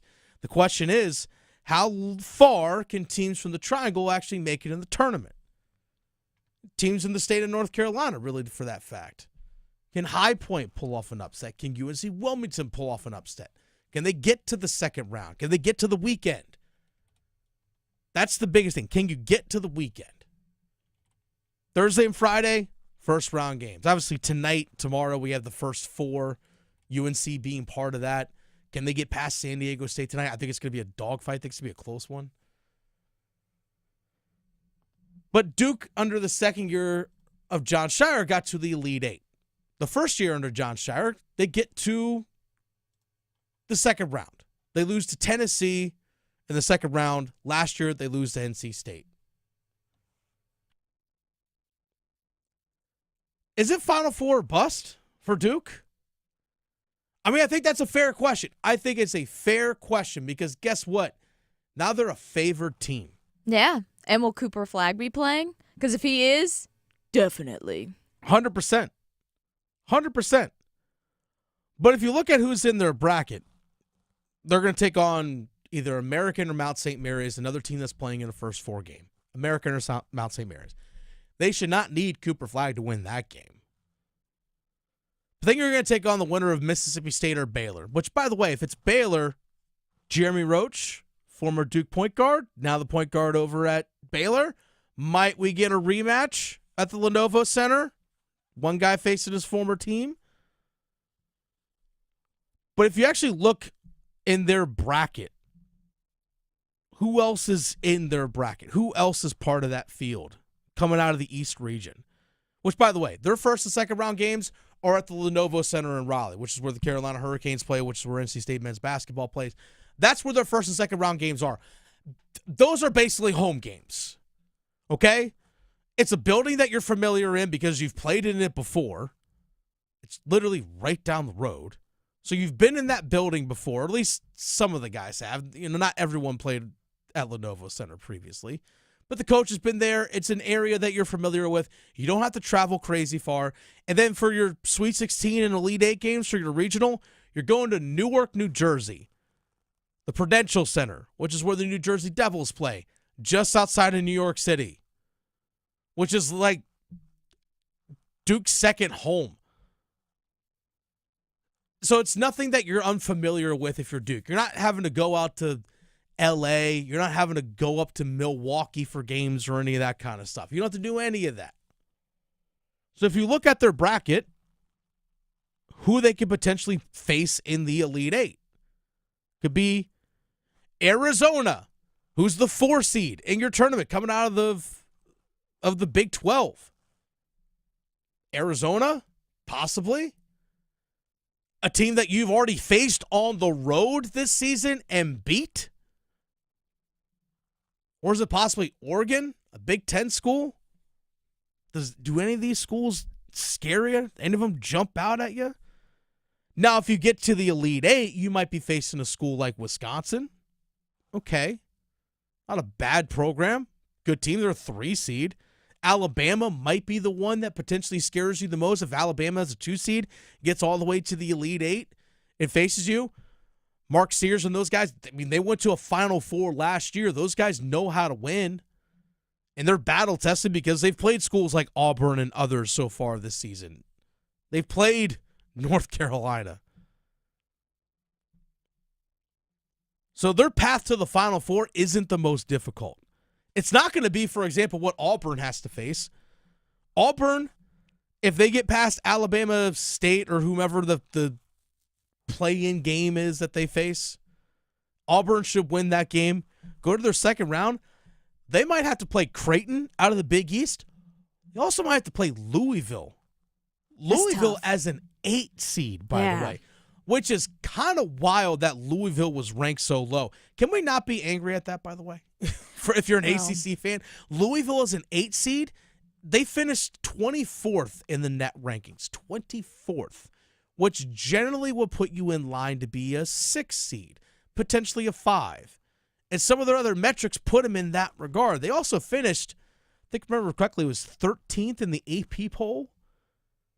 I mean, most teams that finish in that or in that range of net ranking and even in the Associated Press poll are generally 3 seeds, 4 seeds. Yeah, all the maybe anger's a 5. in the state beside them in West Virginia. So. Yeah, exactly. Right? But Louisville is an 8 seed? Like, if I'm Auburn, I'm like, wait a second. If I win, I got to play either Creighton or I got to play Louisville in my second game? That ain't easy. And then Auburn, potentially with the 5 seed in their region, is Michigan. They might have to face them or Texas A&M, a 4 seed, another SEC school. Michigan won the Big Ten. They're a 5. And also, Michigan State is a 2 seed in their region as well. So again, things are pretty difficult for some of these other regions. I don't think it's necessarily super hard for Duke based on how everything kind of broke. I know Auburn is technically the number 1 overall seed, but the easiest path might be Duke's. And if for head coach John Shire, making it to a Final Four, that should be the minimum for that team this season. Again, Cooper Flagg not being healthy, depending on how much he plays and how effective he is, that's going to determine a lot. But you still have Con Knipple, Kaman Malawash, Isaiah Evans, Tyrese Proctor, Sion James. Yeah. All those guys I just mentioned. All just won the ACC tournament? Oh, all just won the ACC tournament without Cooper Flagg, for a couple of those, 2.5 of those games. Brown, yeah. And Malik Brown. But those guys I just named off are all probably NBA, Tyrese Proctor, going to be NBA picks. Yep, all great. Now, again, some of them might not be a second-round pick. Some might be a fringe, late second, undrafted guy. But Knipple will be a top 10 pick. Kaman Malawash will be a top 10 pick. Isaiah Evans is, depending on what, site you're looking at, might be a late first-round pick. You throw in Proctor and Sion. That's the kind of talent that you're working with. Now, again, they have to figure it out without Cooper Flagg. We'll see. But, again, their path to the Final Four isn't a rocky one. It's not a rocky one. But, yes, Duke, the expectation should be at minimum. At minimum, they should be in San Antonio. At minimum, should be in San Antonio for the Final Four. Simple as that. Simple as that. It's the Adam Gold Show. Dennis Cox sitting in for Adam Gold this afternoon. By the way, if you missed any of the show or you want to be part of the show, go to 99.9 The Fan on YouTube. Go to YouTube. Just search 99.9 The Fan. 99.9 The Fan is the flagship station for the Adam Gold Show. Watch on YouTube. Follow us there. Subscribe. You can leave thoughts in the comment section. Let us know your thoughts on different things. For example, I know Greg Moorfield brought up the idea, hey, the Canes are number 1 on the penalty kill, number 26 on the power play, are both coached by the same coach. Having questions about the Canes. And real quick, as we talk a little bit of Carolina Hurricanes, no, they're not. Tim Gleason, who's in charge of their defense, makes substitutions on the blue line, those kinds of things. Tim Gleason, he's in charge of their penalty kill.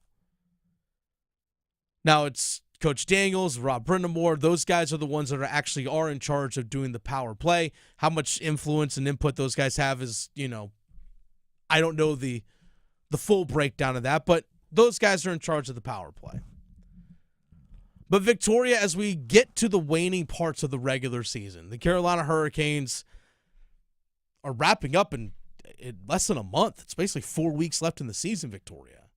I know, it's going by fast. It is. And I was thinking to myself, well, what's a realistic expectation for this team going forward? I don't think they're going to win, obviously, the Metropolitan Division. No. Washington is just... They're running away. Head and shoulders above everyone else. Okay, fine. That's okay. Ovi's on a mission. He clearly is. Canes are 10 points back with 15 games to go. You get 2 points for a win, 1 point for an overtime or shootout loss, 0 points for a regulation loss. So they're 10 points back overall. Washington 96, Carolina 86.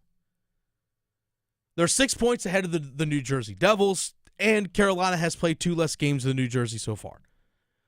They have separation, and I don't think they're going to drop down anywhere near the wild card teams because the next closest team in the wild card that's part of the Metropolitan Division is the New York Rangers with only 72 points. You would have to drop drastically far to get down into that range.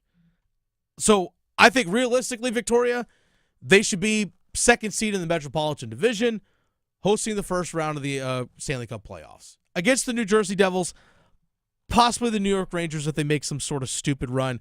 I don't see that happening. But that's what we're looking at right now. But as the rest of the regular season progresses, Victoria, look at Carolina. They've won 7 straight. They're 8-2 in their last 10 games. Won 7 straight. They have 41 wins so far. Over the last 15 games, I think it's a realistic expectation for them to win 9 of those 15. Yeah. I think that's realistic. I can see that. I mean, 9 of those 15, I think that's truly realistic. Honestly, would love for them to win all 15? Sure. Yes. But they're also human. They're going to have bad days. It's pro sports. Yeah. You're playing pros too. Mm-hmm. You're playing professionals as well. But I think 9's realistic. 10 would be nice. If they go, let's say, 10 wins, 3 regulation losses, and 2 overtime or shootout losses to close out the regular season, I'd be happy. Yeah. 100% would be happy. I'll take it. I 100% would take that. Because that would actually put them at 100 points on the season, 51 wins. I think 51 wins is a good. I'll take that as long as they are peaking at the right time. Mm-hmm. That's the thing that matters the most. Very for this important team. going into the playoffs for sure. For the power play, for example. Oof. Right. Ooh. Can we get over the last, again, I just want to look at the last 15 games.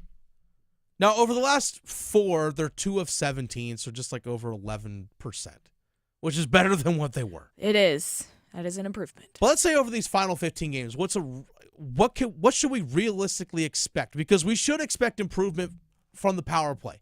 We should expect that because it needs to be better. Mm-hmm. It can't just be we're on the power play. Well, here goes 2 minutes. There's just this life sucked out of you. Mm-hmm.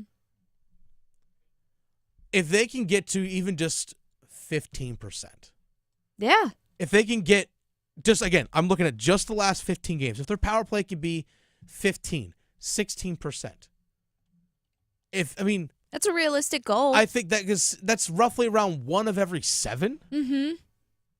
That's not a whole lot to ask. No, that's doable. 1 of 7 is not a whole lot to ask. 1 out of 8 is 12.5%. Yeah, and maybe with their chemistry, the more that they're on the ice together, the more that the guys practice together, maybe the power play will, that'll kind of be reflected on the ice. That's what you hope anyway. That's what I hope. 1 out of 7 is 14.28%. 1 out of 6 is 16. If you're in that range, okay. Lisa's, again, not a complete and total just life sucked out of you. Keep those shorthanded goals, though, going, too. Bingo! Just keep, except the only thing, power play, just stay what you're doing. Yeah. Just keep what you're doing. Because their power play their penalty kill is awesome. Yes. PK, just keep it going. Right. Just keep it going. But again, I want to sit there and look at this team over these final 15 games and say, all right, what are tangible things to expect? What are tangible goals for this team? I think 9 wins is 100% reasonable. I think they should get 10. Mm-hmm. I think they should get 10, but I think 9 is realistic for this team. I also don't want to see at any stretch over these last 15 games of the year, basically the last 4 weeks of the season, I don't want to see a stretch where they lose more than 2 games in a row. They might lose back-to-back games we lost in overtime, fluky bounce, and then, you lose in regulation the next one. I don't want to see them lose more than 2 in a row over this last stretch. Yeah. I think that's also a realistic thing to expect as well, because once you get the playoffs, if you're losing 3 straight, you're most likely losing a series. And please don't lose to the San Jose Sharks, who are officially out of any playoff contention. So the first team to get outsies. Even worse than Chicago. So, yes, they have taken the cake for that one. So please, let's not start the West Coast tour off on that foot. Let's definitely not do that. But the one thing that I will say this, though, that when you are playing against teams that are out of the running, sometimes you get into a situation where, for example, they're going to play Anaheim in a couple of days as well. Later on this weekend, they're going to play the Anaheim Ducks. I think that's Sunday night. When you start to play those kinds of teams, those kinds of games, that's when other teams are like, you know what? Bleep it. Who cares? Yeah. Let's open things up. Let's be wide open. Stretch passes. Guys cherry picking. They're not afraid to take super risks on the offensive end of the ice. Let's just go. Mm-hmm. And sometimes what that can do as a result when you're playing those teams is that you also fall into the trap of doing that exact same thing, and that takes you out of your game. Mm-hmm. That's the thing that concerns me most with the Carolina Hurricanes, is that when you do play San Jose or Anaheim, or you're playing Montreal or the New York Islanders. Actually, Kings Montreal are plucky. After the Sharks, they play the Kings. The Kings are plucky. So Kings are also fighting to hold on for a playoff spot as well. It's dangerous. So I'm not worried about them, but I'm worried about when they're playing.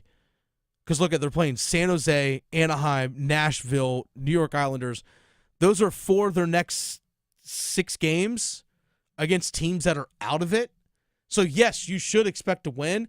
But, again, those teams sometimes can get loosey-goosey, and that can, again, take you out of your rhythm, and that's exactly what Rob Brindamore does not want to have happen. Yes. No. So, realistic expectation, power play over the last 15 games. Be 1 of 6, 1 of 7. That's your average. Again, not asking to be 25% unless you're going to do it. Mm-hmm. But but be that. Still be competent. Work on the zone entries, those kinds of things. Penalty kill, keep doing your thing. Get guys healthy. Get guys back on the ice. Get Svechnikov back out there. And win 10 of the last 15. Yeah. I think that's realistic. Yeah. Realistic expectations. Mm-hmm. Goals are set. We can do it. It's the Adam Gold Show. Dennis Cox sitting in for Adam Gold this afternoon. Victoria is producing the show. By the way, real quick note here on college football. I don't know if you saw this, Victoria. But you see Bill Belichick's already flipping recruits? What? Yeah. Oh, my goodness. Bill Belichick already flipping recruits. He actually flipped a guy from the state of North Carolina, Treshawn Ruffin, who is a top 300 recruit. He's a junior. Was initially committed, he's a 4-star, was initially committed to Texas A&M. He's from North Duplin High School, so actually not far from the Triangle, but from North Duplin High School.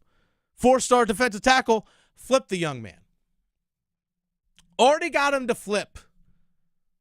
Look at that. Bill Belichick already putting the work in on the recruiting show. Earning that paycheck. Getting guys to go. Getting guys to flip and commit to North Carolina. But I think also most importantly, it's a 4-star guy from the state of North Carolina. And I think that's something that I know Bill Belichick and Michael Lombardi, his general manager, have talked about. Hey, North Carolina is a national brand. We want to make sure that we can reach anyone across the country and say, hey, you can come play football here, be successful. You're getting an NFL program, all these other kinds of things, the 33rd NFL team, all that kind of stuff, blah, blah, blah. But you want to make sure that you get the top in-state guys too. That is such a vital thing in my mind. There are so many great recruits in the state of North Carolina that end up going to other places. Dexter Lawrence, Wake Forest High School, just north of Raleigh, goes down to Clemson. James Pierce, who's in the NFL draft, likely a first-round pick from the Charlotte area, goes to Tennessee. Jalen Walker, who might get drafted by the Carolina Panthers, by the way, from Salisbury, North Carolina, goes down to Georgia.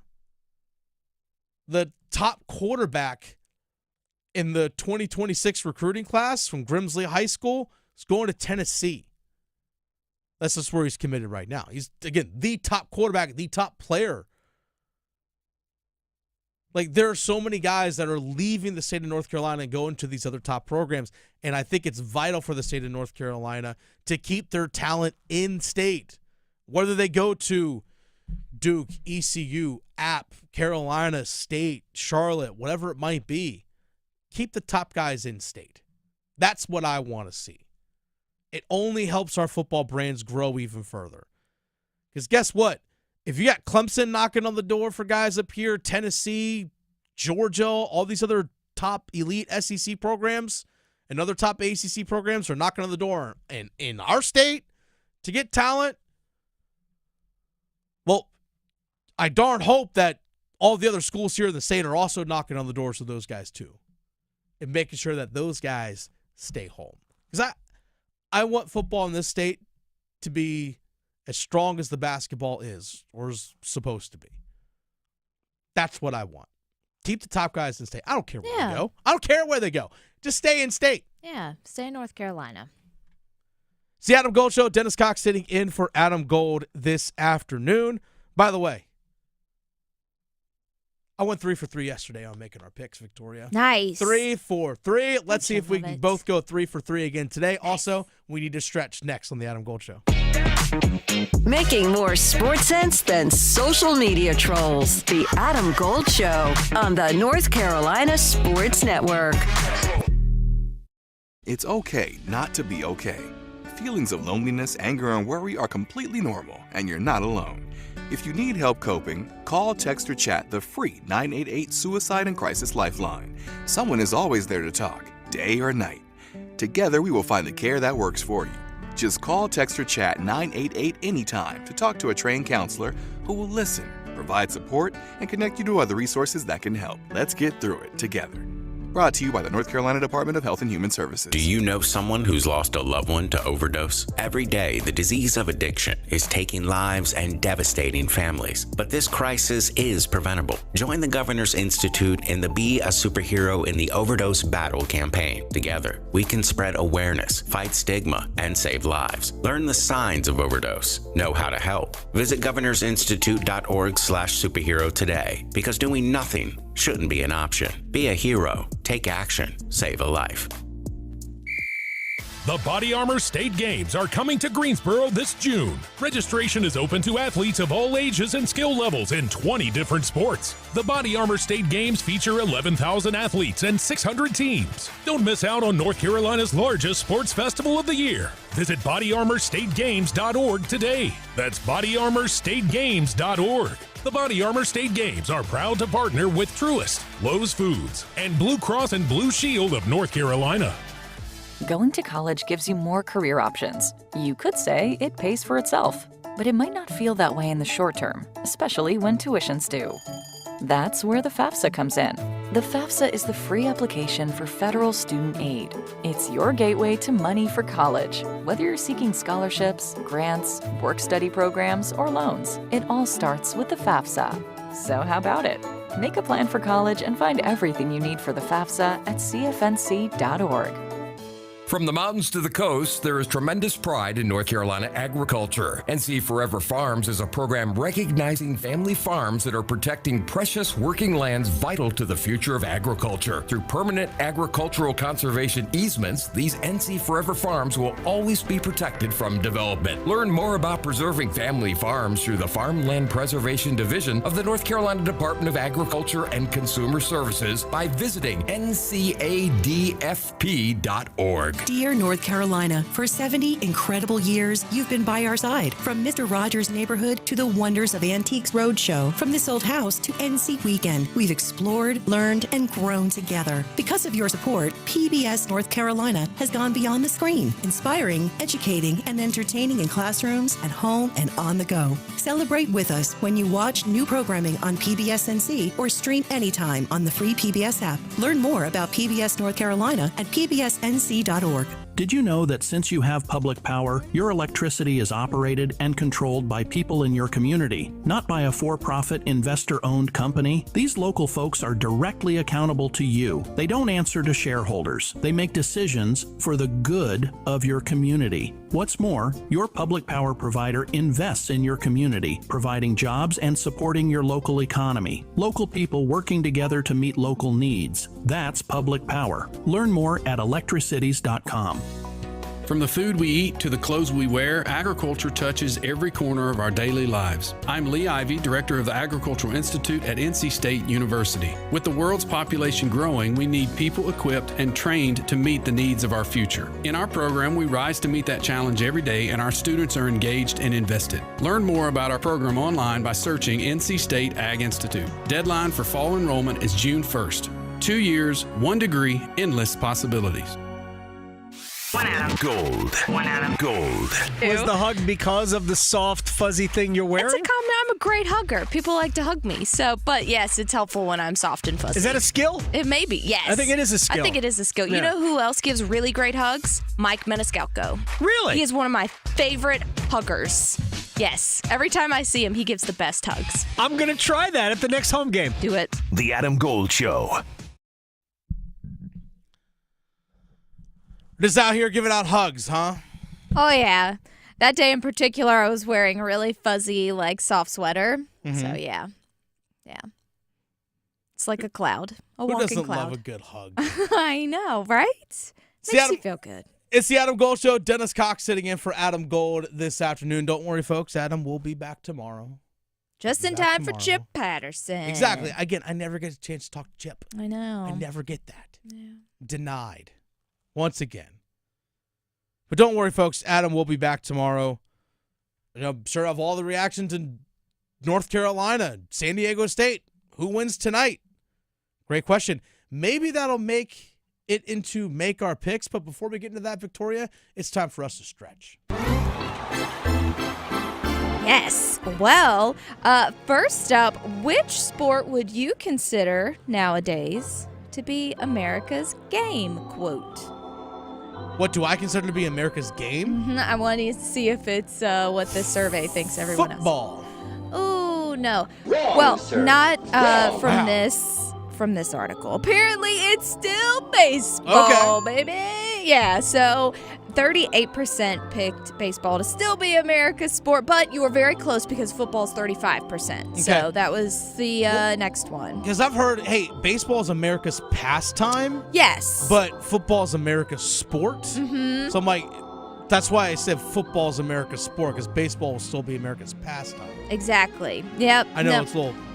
It's play on words. a lot of people, and this poll in particular, it asked people of all kinds, men, women, younger, older, all different kinds. So if you agree, then you are one with them. And they did this poll because today launched a game in Japan.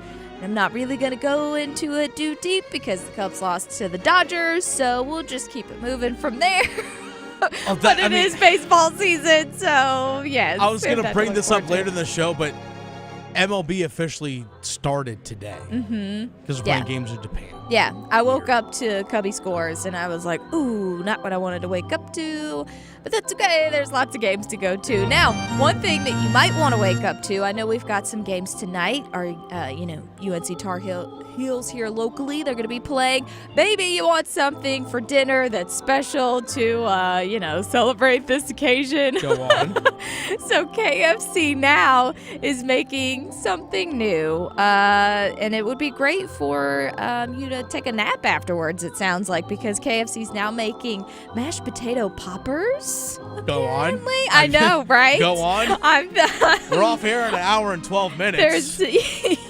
There's nothing about this that I don't like so far, so you can either get it with their gravy on the side, or I love the name that they have for it, Dunk It Bucket, which includes their original recipe tenders, fries, and dunking sauces. So I'm curious about these mashed potato poppers. Is it mashed? No. It sounds like something at State Fair, like it's fried mashed potatoes. It sounds like that, and it's probably good that I don't have a picture of it. However, I might be able to look this up, but it is KFC. I'm looking this up. I know. Their mashed potatoes are delicious, and so, I see it. Okay, so these things look like little, I don't know, like almost hush puppies, but maybe chicken nuggets, like fluffy chicken nuggets. Yeah, have you ever had mac and cheese bites? Yes. That's kind of what they look like, a mac and cheese bite, the way it's the breading on the outside, and it's, but this has to be at the State Fair. I know, this right? has to be at the State Fair. It was probably inspired at least by that. So I know people are now hungry. You can get this with all different kinds of sauces, and your Dunk It Bucket will cost you about $7. But then they also say, because why not? Quote, prices and participation may vary. That means the one across the street might be more expensive than the other one. So yeah, prepare yourself. But they're gonna take my money. I'm all about I'm all about it with tailgating and stuff. Looks perfect. This is not perfect though if you are a fan of Forever 21. Now this is kind of this. Yes, this is kind of a throwback for anyone who used to go into a mall. What's a mall? Yeah, back in the day, there used to be malls that had little stores in it, and Forever 21 was one of those. Well, they just recently celebrated their 40th birthday. However, now they're bankrupt for real this time, because this is the second time in 6 years that they've had to file for bankruptcy. However, this might be the one that sticks. They blame it on, competition, like online competition, for being which it's legit, because everybody buys stuff online now. So I can understand that. The pandemic ruined it. I'm still one of the few people that will go, still likes going to a store and buying stuff. Now, if I know what I like, I will order directly from that company. For example, like the shirt that I'm wearing right now, no free ads. I won't say the brand that I'm wearing. Sure. But I like their shirts and I buy directly from them. Yes. But I'm still very much I like going into a store, seeing it, actually trying stuff on. I'm still very much of you know what? In my mind, businesses staying open is a good thing for everybody. Always. So if I can help a business stay open by going out and actually buying in person, any product, whether it's the comic books that I buy, the shoes that I buy, I like to go in person and buy stuff. Always, because that is also the downside of this. They said back in 2019 that they had 800 locations worldwide with 43,000 employees. Wow. But then because of the pandemic, they closed about 30% of those. Now there's only roughly 540 locations around the world. It's crazy. So if you do want to visit one last time and you know where they're at, they said they're going on a liquidation sale, so you might be able to get extra deals. But yeah, I would definitely visit them. Oh, pour one out for Forever 21. Pour one out. Pour one out. Well, maybe you can make a little extra change from our bets to go to Forever 21. Place your bets. Here we are. I bet you slice into the woods $100. Gambling is illegal at Bushwood, sir, and I never slide. Okay, you can owe me. I owe you nothing. All right, so Victoria, I hit on all three of my bets yesterday. Nice. And you know what I decided to do with all three of my bets that I did yesterday? Yep. Which, by the way, were Nikita Kucherov, anytime goal scorer for the Tampa Bay Lightning. I had that. I also had the Toronto Maple Leafs minus a goal and a half on the goal line in their game yesterday against the Calgary Flames. And I had the San Francisco Giants minus 1.5 runs. Sweet. I parlayed those three together at plus 1224. Nice. And I won. I love it. Oh, man, the only Very thing happy for me. that would have made it better is if there was a boost. I love a good boost. Oh, yeah. Well, still, though. It's still good, though, yeah. $5 went a long way there. Well, maybe, hopefully, these will also do you well, too, today. So I'm starting with, I'm starting and ending with the ice. Ottawa Senators are going to be in Montreal taking on the Canadiens. Oh, let's go with those Senators because, they didn't have to travel far. So give me the Senators on the road. And I don't know, I'll go with the over 5.5. That's plus 200. Okay. All right, so my first one, I'm going to go with the Nashville Predators, Philip Forsberg. Anytime goal scorer at plus 150 today. Okay. For the Nashville Predators. Nice. Detroit Red Wings are going to be in Washington taking on the Capitals. I could see Ovechkin getting another one, making it only 7 goals till he gets there. I think that's where we're at now. But give me the Capitals to win. I'm going to take the under 6.5, just because that's a lot. So that together is plus 175. Okay, I have Alex Ovechkin to score at plus 120. Nice. Just going to take him straight to score. He's still plus money. Look at it go. Right? Well, my last one, Utah Hockey Club are going to be in Edmonton taking on the Oilers. Got to go with the Oilers in this game. You know what? I'll take the under 6.5. Gosh, Vegas is so good with these lines. And I'll take the under, so that together, Oilers under 6.5 plus 200. All right, my final one, I'm actually going to go to the hardwoods. North Carolina tonight. Venal Lubin, the big man for UNC. I'm parlaying this together. 12-plus points and 10-plus rebounds for Venal Lubin. That's a plus 290 tonight against San Diego State. So that's what I have Fingers going on crossed. tonight. Are you going to actually do it again? Try to put Parlay real them all? units? Yeah. I might. Might as well. You got extra money now. Right. Yeah, exactly. I have all the ones to spend. Carolina tonight. How are they feeling going into tonight's first 4 game? They barely got into the dance. Doesn't matter when you get in, as long as you're there. You still got to take care of business on the floor. We'll hear from Hubert Davis and others on the Wall of Sound coming up next on the Adam Gold Show. Questioning goalie interference calls since day one. The Adam Gold Show on the North Carolina Sports Network. Don't go through another year with all that high interest debt. Let Loan Pronto wipe it all out now. Hey, it's Dennis Cox. Loan Pronto's Rapid Equity Loan makes it easy to pay off all your credit cards or tackle that 2025 home improvement project. Get cash in your pocket fast. No appraisals, no paperwork, no waiting. Loan Pronto's AI-driven tech gets you approved and funded in as little as 1 day. One client got $150,000 approved in under 24 hours. Paid off all their credit cards, 2 cars, and a personal loan, saving over $1,500 per month. With low fixed rates and lightning fast transfers, you can do it too. Consolidate debt, improve your home, take control of your finances. Imagine being credit card debt-free by this time next week. Don't wait. Call Loan Pronto now, 919-381-1760, or visit loanpronto.com. Get a free rate quote with no hard credit pull, 919-381-1760, loanpronto.com. Equal housing lender, NMLS 1661781, subject to lender approval, NMLSconsumeraccess.org. Hear that? That's the sound of digital instants from the North Carolina Education Lottery. With instant wins, progressive jackpots, and bonus games right from your phone. It's nonstop chances to win like you've never seen or heard before. Oh, yeah! Big money! Visit nclottery.com to get in on the action. Must be 18 to play. See prize and odds charts at nclottery.com/digital-instants for details. Problem gambling helpline 877-718-5543. It's bow time. Finally, lunchtime. I'm starving. What's that? This is the Bojangler from Bojangles. Ooh, with the same bold flavor as their chicken? The same. And fries. The same. Huh. Well, I've got a PB&J. Yeah, that's not the same. A crispy fish fillet dusted in Bo's famous seasoning. With cheese and tartar sauce on a fluffy bun, the Bojangler's back. Hook one while you can. It's bow time.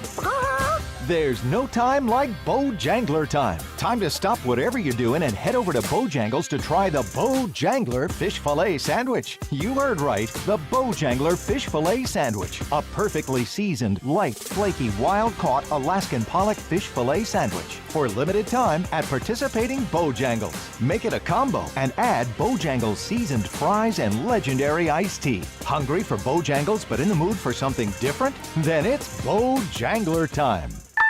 Things are just better when you switch to Cricket. The sun shines a little brighter. Happy music starts randomly playing. Best of all, you can get iPhone 13 for just $29.99. With the ultra-bright Super Retina display and up to 19 hours of video playback, all on Cricket's super-fast 5G network. See? Isn't that better? Smile, you're on Cricket. Requires new account and port in on $60 plan. First service charge, tax due at sale. $25 activation fee. Terms and restrictions apply. Cricket 5G is not available everywhere. See store for details. At the V Foundation, V is for victory over cancer. V is for victory over giving up. Don't give up. Don't ever give up. Join our team in the fight against cancer at V.org. Tim Donnelly here for Zero Res. Right now, you can beat the spring cleaning rush with big savings and priority booking by calling our cleaning heroes at Zero Res. This month, get 3 rooms Zero Resified starting at $119 and take 20% off your air duct cleaning as well. Book online anytime at ZeroResRaleigh.com. Just say you want the 99.9 The Fan special. Spell it backward or forward, it spells the same. Zero Res. This hour of the Triangle Sports Leader is powered by Ritchie Law Firm, injury lawyers. Ritchie Law is on top of it. Go to RitchieLaw.com. That's RitchieLaw.com. They score! WCMC HD1 Holly Springs. Take us with you on the radio, Instagram, TikTok, Alexa, and YouTube. 99.9 The Fan, the Triangle Sports Leader. Started off the first 2 recruits I brought on campus. We're driving down the main street. I point out Waffle House, ask them if they want to eat there for breakfast. And they were like, Waffle House? Hell no, I don't want to go to Waffle House. I'm like, okay, my bad. We'll try and eat somewhere else. Long story short, we signed neither one of those guys. Then we brought a guy named Nick Stampley. He was our 3rd recruit to visit. We're driving by. We don't even say anything about Waffle House. He sees, he's like, oh, coach, y'all got a Waffle House here? Can we go there tomorrow? He was our first signee. He was one of the toughest guys we've ever coached. So I told my staff, I was like, hey, y'all can save a lot of time and money. First phone conversation, in passing, ask them, do they like Waffle House or not?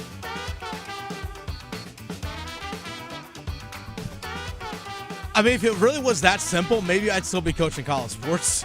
I mean, how do you not like Waffle House, Seriously. too? Get out of here. For real. I mean, as long as there aren't flying chairs and stuff like that and fights. But that's part of the fun. That's part of the experience. Right. Is it 2 a.m.? Like. Is it 2 p.m.? Yes. Yeah. You might see that at 2 p.m. Anything. Let's be honest. Yes. But come on. Do they have a good jukebox selection? I mean, these are all valid questions. A jukebox is underrated still. Very underrated. Jukebox is underrated. That's the vibe. That's the Troy head coach, by the way, Scott Cross. I mean, that's just ask, hey, kid, you like Waffle House? Nah. All right, man, good luck. Yeah, all right. Good to see you. Really all it is? That's wonderful. Be well. I actually, speaking of Waffle House, so I was coaching at a school, I was coaching at Carthage College in Wisconsin. And this is my lone year there.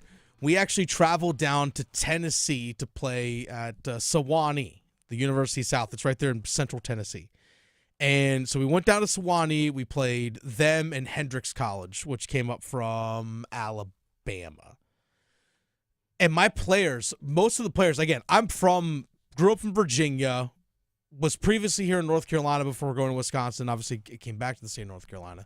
So I knew what Waffle House was. Most of the players I coached, again, I'm in the upper Midwest in Wisconsin. Most of my players were from the upper Midwest or even the West Coast or even the Pacific Northwest. So they had made this trip before with their previous coach, and they're like, Coach, we have to go to Waffle House. I was like, really? I was like, no. Like, we have to. It was seriously like the only time they ever got to experience it. Oh, yeah. So that was the thing for them. It's like, Coach, we're eating at Waffle House, right? I was like, do you guys really want that for breakfast? Like, yes. Duh. We want that. I was like, lunch and dinner. Okay. I mean, we're going to Waffle House. Yeah. Hey. So, like, you don't have to convince me. I don't fault them. It's but delicious. that's what they wanted. They wanted Waffle House. Smothered, covered, scattered, however you like it. Do what you got to do. And for the freshmen on the team, for a lot of them, it was their first ever Waffle House experience. We had breakfast there, and it was. I was like, I said, they were changed for life. It's an experience. It is. It's like once you have an experience. Not just food; it's an experience. People not from here who have Bojangles. Yeah. People love Bojangles now. All the things. So every time you come down here, you got to get some Bojangles. Bowberry biscuits for the win. Maybe Hubert Davis and the crew are going to go to Waffle House up there in Dayton. We'll hear from them as we get into the Wall of Sound. The Wall of Sound is a function of this studio. There's no doubt about it. So Hubert Davis taking on San Diego State tonight. You don't have a lot of time to scout. They find out their matchup Sunday night. He's got to play them Tuesday night. So it's literally 48 hours. You got to try and scout, come up with some sort of game plan, and go. It's the same situation for both teams. Hubert Davis yesterday talked about his early impressions of San Diego State. We're going to have to work hard to get the ball up the floor and work harder than them to catch the ball where we want to so we can execute and get the ball to where we want it. Very physical, tall, athletic. Earlier this year, they beat Houston. And so, you know what type of makeup they have in regards to physicality and toughness, especially on the defensive end, rebounding. On the offensive end, they have the ability to score in the post and also beyond the arc. And so, but they hang their hat and understand that for them to be successful, the number one thing for them is to be a great defensive team. And so, obviously, we'll know even more as we get closer to the game, but we know that it will be a very competitive game, and it's a team that has experienced tremendous success over the years, and but we're really excited about the challenge. Talking to players for North Carolina, especially at the ACC tournament, for them offensively to play at the tempo that they want to, they got to get themselves have to get defensive stops. But their three-point shooting, whether it's Jalen Withers popping out to a corner or the ball working around to Ian Jackson or RJ Davis, whomever, it's all about getting touches in the paint. That is the biggest thing for North Carolina's offense. If they don't get paint touches and the ball just works around the perimeter, no one's getting clean shots. So when they're getting into the paint, if the defense collapses, that's when they're able to kick the ball to the outside, swing the ball, get those open looks for three. But if the three-point shooting is going and the help defense is slow getting in, that's where you're starting to see the lobs to Venal and Lubin. Literally just throwing lobs to Venal and Lubin, and he cleans up. That's when North Carolina's offense is at their best. Do they get to the paint? It's all about paint touches for them. And if they want to play the run and gun style, the Hubert Davis said at the beginning of the year, we want to be the fastest team from free throw line to free throw line.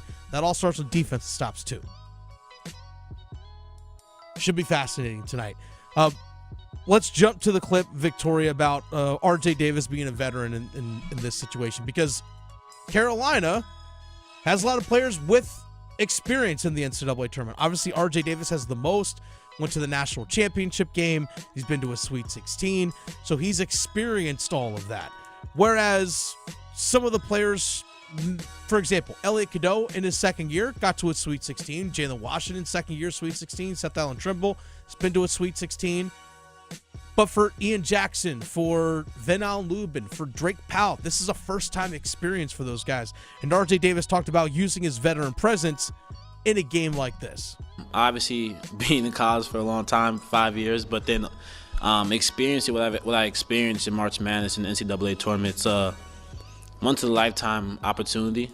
From playing in the Final Four national championships to Sweet 16s to Elite Eights, those is what you dream of, and it's a hard route to get there. So my approach, my mentality is kind of just, stay confident, stay composed, one game at a time, and understand that, we have a team behind us that can really do a lot of great things. And like Seth said, it was a do or die situation for us for the past month. And whether we realized it or not, we performed at a high level. So I think that's a good sign for us, knowing that when our back's against the wall, when pressure's on us, we're able to perform at a high level.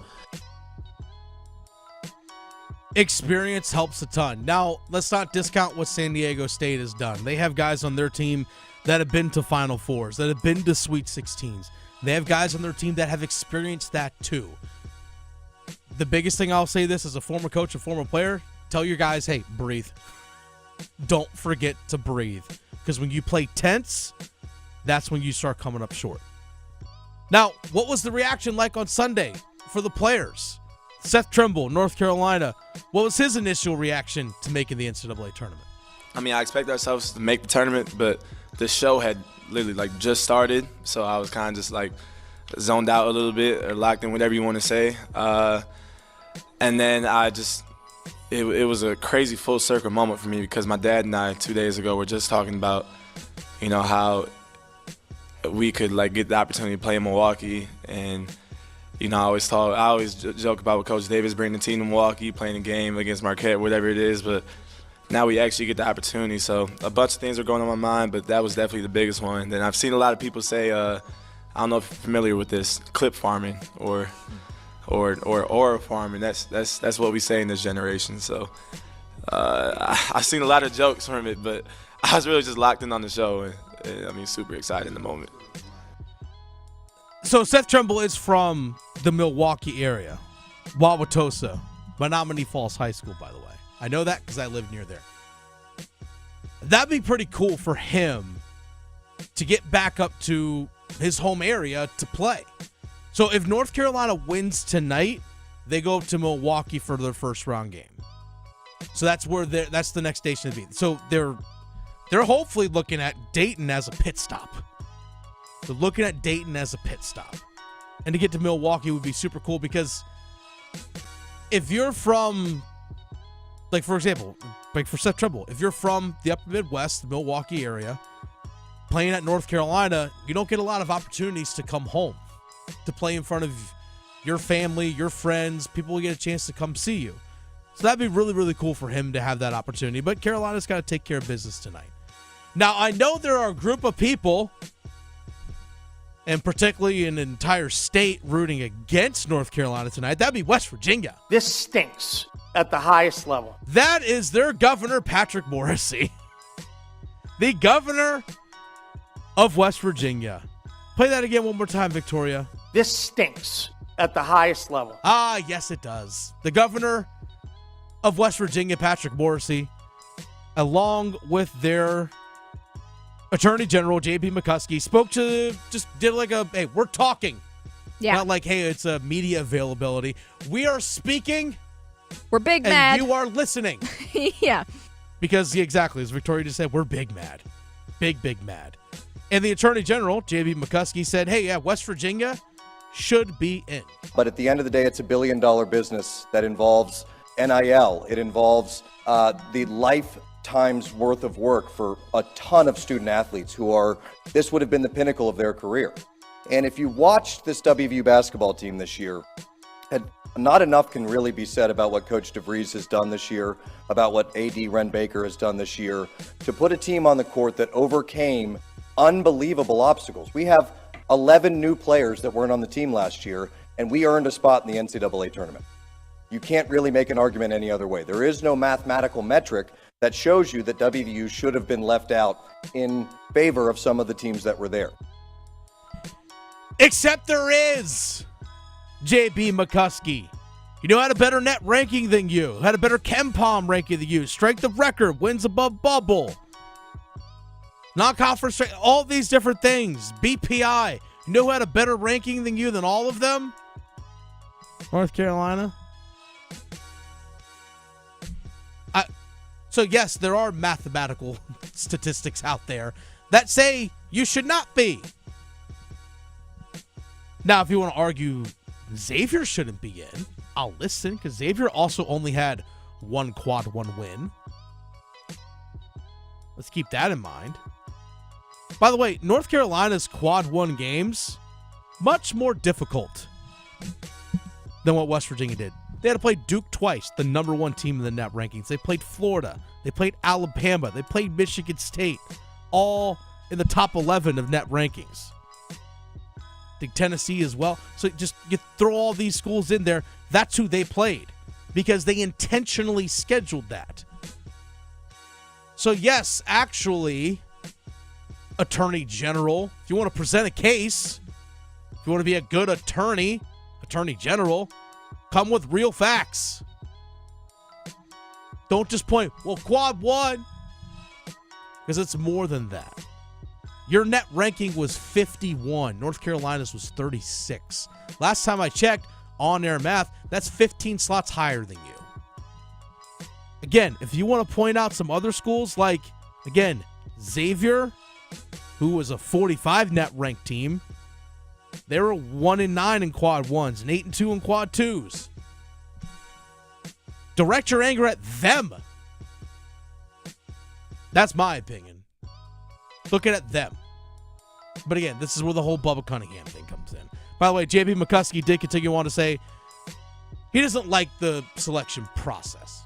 So what we know is that NCAA has, in what I believe is a relatively antiquated process for selecting the 68 teams that go into the process. And what we're asking for is a level of detail and a level of transparency and a level of accountability so that teams like West Virginia can plan in the future and say, what are we supposed to do to get into the tournament? If having a net ranking of 51 and having 6 quad 1 wins and not losing any quad 3 and quad 4 games, if these are not the things that they're looking for, we need to know what they are looking for, because the people of West Virginia are investing not just their emotion, not just their energy, and not just their time into our Mountaineers. We are investing enormous amounts of the people's money into these teams as well. What more could you have done? I don't know, Victoria. Let's check this here. 13 losses this season. Win more. There it is. Yeah. That helps. Hey, Stooges, win more. If WVU was in this tournament, would he be out there pounding the table saying it's an antiquated system? What more should we do? You would be saying that if you were in. You're just angry. You're upset. Go home. Look at the fact that you lost 13 games. There you go. Look at the fact that you lost 13 games. Yep. That's it. That's the wall of sound, that is. It's the Adam Gold Show. Dennis Cox sitting in for Adam Gold this afternoon. For the Carolina Panthers, I know there's a lot of people out there. The fan base is relatively split on what the Carolina Panthers need to do with the 8th pick. Does a potentially 4.48 40 time for Tedorola McMillan change your opinion? But does a 4.57 40 time for Tedorola McMillan change your opinion? We'll have that conversation next. Talking sports so you don't have to pretend to know stuff. The Adam Gold Show on the North Carolina Sports Network. We're in the middle of the madness. Tar Heels on the run. Trimble to the cup layup. Counted in the foul. Carolina can get within 6.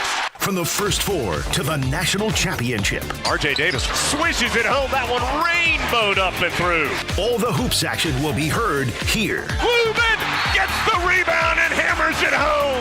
The road to San Antonio is driven by Bailey's Fine Jewelry, Fairway Green, and First Horizon Bank. 99.9 The Fan, the Triangle Sports leader. Adam Gold here from my friends at X Golf and Carry, the premier indoor golf experience in the Triangle. And coming up on Saturday, March 22nd from 12 to 3, I will be out there and we are going to be having a great time, just like everybody's been having there for about a year. That's right, a year, a celebration. Great golf, great games, great prizes, PGA Pro on site. We're going to have so much fun. You're going to want to pinch yourself or something. PlayXGolf.com/carry. 12 to 3, Saturday. See you there. Organize easy. Organize tough. Customize your work truck or van with upfit solutions from Van Products. Steel and aluminum shelving, toolboxes, data files, cabinets, drawers, conduit carriers, ladder racks, everything safe and secure. Everything built as unbreakable as you by Adrian Steel. Backed by the best warranty in the business. 3 years, 36,000 miles. Everything custom installed by Van Products so you know it's done right. From a single work rig to a fleet, choose custom installed upfit solutions from Van Products. Which of us, detective, do you suspect is the millionaire? The evidence is everywhere. Your diamond necklace, Monty's new yacht, and the butler's new convertible. Admit it, you're all Maximilian scratch-off winners. Of course we are. With 25 prizes of $1 million, you could be too. New Maximilian from the North Carolina Education Lottery. Must be 18 to play. Approximate overall odds of winning are 1 in 2.95. Problem gambling helpline 877-718-5543. Adam Golden Studio with my man Patrick Day from the Aluminum Company of North Carolina. When I say everything for the exterior of your home, I mean it. So tell me everything that you have for the exterior of my home. There's so many things I can't even remember the entire list. You know, Good luck. Thanks for the test here. But windows, doors, siding, roofing, gutters, gutter guards, railings, you name it. We have the exterior home improvement you're looking for. The main thing is we're a one-stop shop, right? So you don't have to call 2 or 3 different contractors if you need your roof done and you need your windows done. You can call one company and have it all done. I like that. French doors. French doors. I like French doors. I can't speak French, but I like French doors. Can I tell you, back in the day, you guys did French doors and every window in a home I used to own. Well, thank you for your business. It was incredible. Can I also tell you that it was done in like 2 days? Is that even possible? It is possible. How do you guys do work that fast? We're good. You're fast. Good. That's Patrick Day from the Aluminum Company of North Carolina. They do the best work in the industry and the best customer service in the industry as well. AluminumCompany.com. So, you found the one and want to get married? Next step, you need the ring. And not just any ring. The perfect engagement sparkle that exemplifies your love. Bailey's Fine Jewelry is here to help. Our diamond experts, wide selection of high-quality diamonds, and financing make saying I do easy. We guarantee you'll love the ring or your money back. You're invited to see why Bailey's has been voted best place to buy your diamonds. Visit us today in-store or at baileybox.com to find out more. Injured in a motorcycle accident? Call 1-800-LAW-TIGERS before you call your insurance company. The insurance company wants to pay you the least amount possible. Law Tigers are riders too, so we understand what your bike and gear are worth and what you're going through after an accident. Your case evaluation is always free, and we don't get paid until your case settles. Call 1-800-LAW-TIGERS, North Carolina's motorcycle lawyers. Law Tigers is a network of independent law firms who are members of the American Association of Motorcycle Injury Lawyers. Law Tigers is not a law firm. This is Adam Gold. 80-second mark, I scream in the booth. I screamed in the booth. Why the heck is he still on the ice? Did you say it in Finnish? I should have. Yes. No, he wouldn't. He curses in English. He does. All right, 2 seconds later, he scored. Yes. And I went, oh, that's why. That's why. The Adam Gold Show.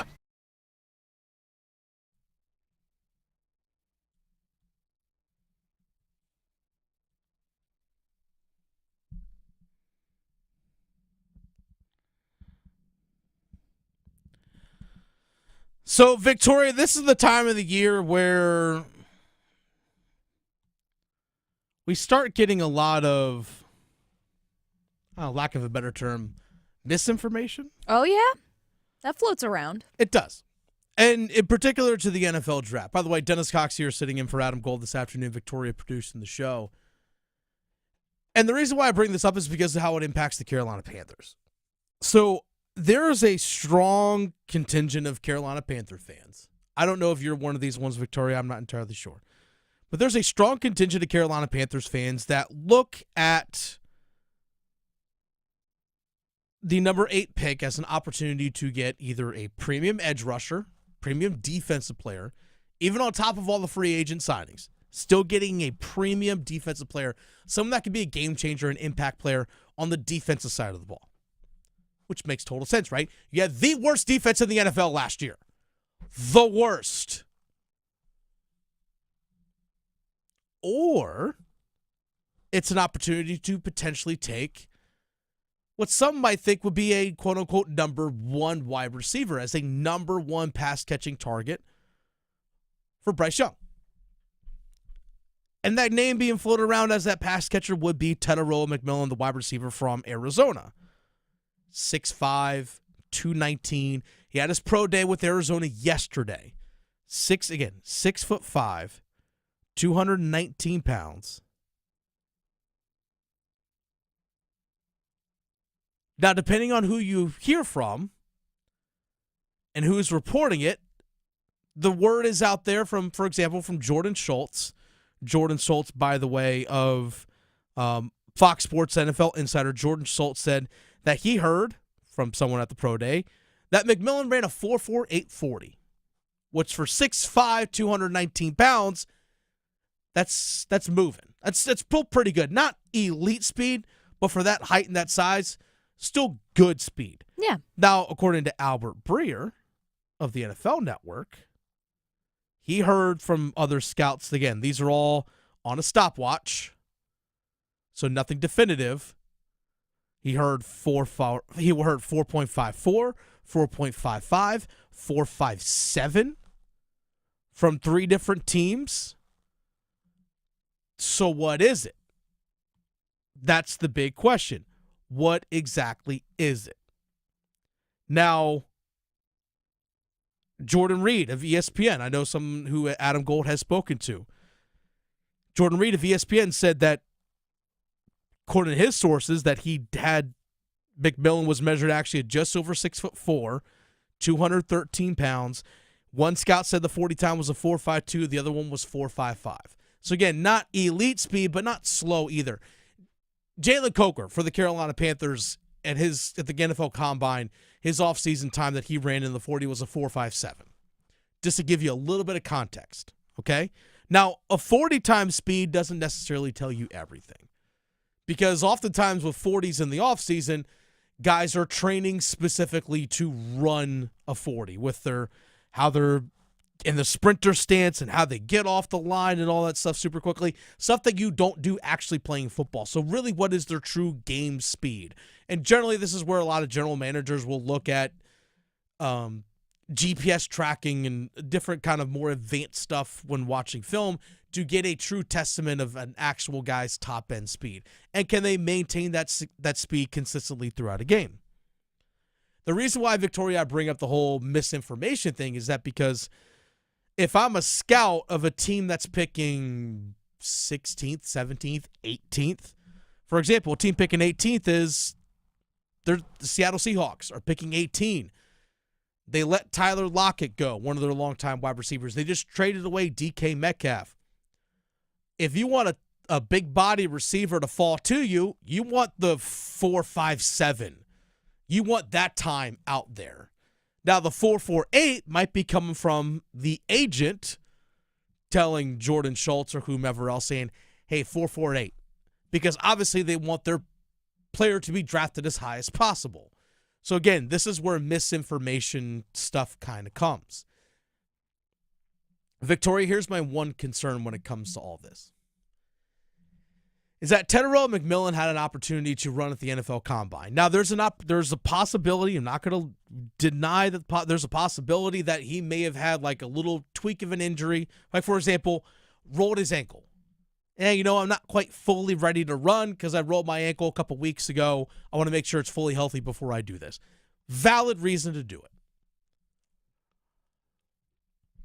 But by not running at the NFL Combine where things are like exact laser measured, by laser measured, like what time, like there's a sensor that clocks your time.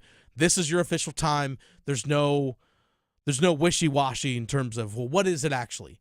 It's true and definitive. Which I wish pro days actually included that same technology. Different conversation. So what are you hiding? Do you really not think you're as fast as, Matthew Golden, some of these other receivers that are out there? Maybe you're afraid of being pushed down in draft boards. Who knows? So what are you hiding? So you do it at your pro day where things are, again, kind of wishy-washy. That's something that is kind of pops up with me. Again, what are you hiding as a player? Maybe you're not as fast as people think or hope that you are, and you're trying to cover that, trying to hide it. So I don't know if a 4.48 or 4.55, whatever the 40-yard dash time is for Tedero McMillan, I don't know how much that sways the Carolina Panthers and what their intent is at number 8. I'm of the opinion, and I'll say this, I'll say it again, I think they still need to go for one of the top edge rushers in the draft. Whomever they think the top defensive player is available at number 8, you take that person. That's my mind. Because, Victoria, last time I checked, they gave up, they being the Panthers, over 31 points per game last season. A lot. 31.4. Yeah. They gave up the most points in a single season in NFL history. Mm-hmm. Now, I understand 17 games, Dennis. Well, points per game, the over 31, is still one of the 6 worst in NFL history. And I think even more so in the first half, too. Something like that. Like, they gave up the most points in the first half. Their so rush it's defense. bad. Rushing defense, they gave up 3,057 yards rushing last year. Now, I fully understand all the defensive moves that they made so far to shore up, especially the interior in the middle of the field on that defense. With Bobby Brown, with Treshawn Wharton, Christian Roseboom, Trevon Moehrig, those guys in the middle of the field. They reworked the contract for Shai Tuttle. They signed Patrick Jones as an edge rusher. Who's the elite playmaker on that team? Because guess what? I'll bring this up. Shai Tuttle, A'Shawn Robinson, Josie Jewell, Xavier Woods, Jordan Fuller, Nick Scott, DJ Wanham, Jadeveon Clowney, all these guys I just mentioned were also all free agent signings. If you go back to the last 6 drafts, 2019, they've drafted 3 players that play on the defensive front in the first 3 rounds. Rounds 1, 2, and 3. Rounds 1, 2, and 3, premium picks. Those are in the top 100 premium picks you use on premium positions. 2019, they drafted Brian Burns. 2020, they drafted Derek Brown and Yetur Gross-Matos, and I forgot the 4th, DJ Johnson, because, well, he's forgettable. 2020. That's it. That's all they've drafted in the first 3 rounds over the last few years. That's it. And we wonder why we keep having to re-sign defensive linemen or sign guys in free agency. Same thing on the offensive side of the ball, Victoria. If you actually go back to 2014, they've only drafted 5 offensive linemen in the first 3 rounds. Go back to 2014, they drafted Trey Turner, offensive lineman. 2017 was Taylor Moton. Taylor Moton worked out. He's still playing well. 2019 was Greg Little. 2021, you had Ike Ekwonu. You had Brady Christensen. And the year after that, you had Ike Ekwonu. That's it. That's all you've invested on your offensive line, first, second, and third round since 2014. And you wonder why this team had to go out and sign interior offensive linemen last year. Now, it worked out great with Damian Lewis and Robert Hunt. Worked out wonderfully. But you can't keep relying on building your roster through free agency, especially at the core and premium pieces of your team. That's the reason why I say, what are the premium positions in the NFL? Obviously, number 1, quarterback. Let's go outside of that. Offensive tackle, edge rusher, also the interior of your lines, and corner. Those are the premium positions. Panthers need to make the investment with their premium positions or premium picks into those premium spots. They just look over the last 4 drafts for the Carolina Panthers. They've drafted 2 second-round wide receivers and a first-round wideout. And 2 of those second-round receivers aren't even with the team anymore. That's premium picks on a not as premium position. Hasn't worked out. Again, I'll say it. Go after the defensive line. Go after the best defensive player. Shore up that defense. That's going to help Bryce Young a bunch as well. You might not see it tangibly in terms of yards, in terms of touchdowns, possibly, but the defense actually being able to get off the field in third down is going to help the offense a bunch. Extra possessions. Better field positioning. Defense can provide that for the offense. Victoria, how many times last season did we see the Carolina Panthers take over from after a turnover or a forced punt, like taking over the ball offensively with great field positioning. Oh, yeah. It was very few and far between. Rare, very rare. Very few and far between. Yeah. Imagine what the offense could do if the defense gets a sack on third down and the other team has to punt from their own 15-yard line. And they don't have to go 80 yards down the field to get there. Bryce and the offense, they get the ball at their own 42. Yes. Okay, I only got to go 58 yards to get a touchdown as opposed to 85. Mm-hmm. That's a massive difference. Yeah. That's 3 less first downs I have to pick up. Exactly. You don't have to come from behind as much either. Yes. Hopefully. Again, all these kinds of things help building in the long term. And it's also difficult to ask a rookie wide receiver to come in and be a number one guy right away. Yeah. Whereas with the defensive pieces that were brought in, if you bring in an edge rusher, that player can be situational and is not asked to do everything right from the get-go. Mm-hmm. That's what I want to see. Put some pressure off of our kicker, too. Even though we don't. Whomever that might be. We don't have the same one that made me nervous every time we were 35 and out. Oh, bless. But you know what? There's still a month or so until the NFL draft. We'll see how things shake out. But again, I will say it. I've said it before. I'm on record saying it. Go after the defensive player. Yeah. Now, real quick, I will make this note, though. I understand the philosophy or the thought of, well, if this is a deep class with edge rushers and defensive linemen, if I can get the top wide receiver at 8, and I know that there's an edge rusher in the second round when we pick at 57, do you make that risk? Do you take that risk? If you feel confident enough that you can get someone there in the second round, I understand the philosophy, but again, I will say a premium pick at a premium position. A top 10, that's a premium of premium picks. Yeah. Go after the premium position, which is an edge rusher.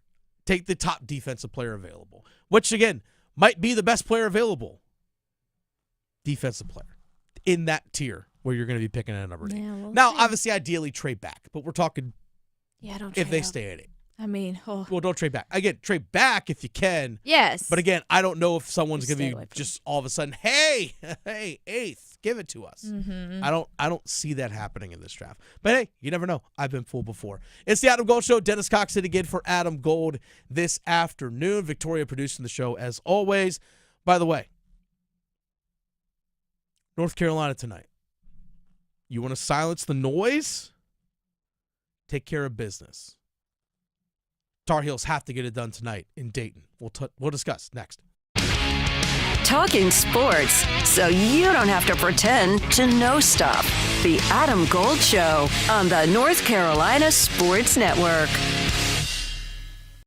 Hey, it's Adam Gold from my friends at FanDuel, America's #1 sports book. We are knee-deep in March. The month is crazy. Some even call it mad. Time for your college basketball promo of the week. You can get a share of $1 million in bonus bets if you bet on the lowest winning seed of the day. That's an upset you will not be upset about. See what I did there? FanDuel. Best place to bet on the tournament, FanDuel.com/AGS. Download America's #1 sports book today. FanDuel.com/AGS. It's a dog of the day. You will be happy you did it. In March, anything can happen. 21 and over and present in North Carolina. Opt-in required. Winning pre-live moneyline wager on lowest seed required. Each $1 million jackpot to be split equally among all eligible winners. Bonus bets are non-withdrawable and expire 7 days after receipt. Restrictions apply. See terms at sportsbook.fanduel.com. Gambling problem? Call 877-718-5543 or visit morethanagame.nc.gov. Every day, people battling addiction suffer in silence.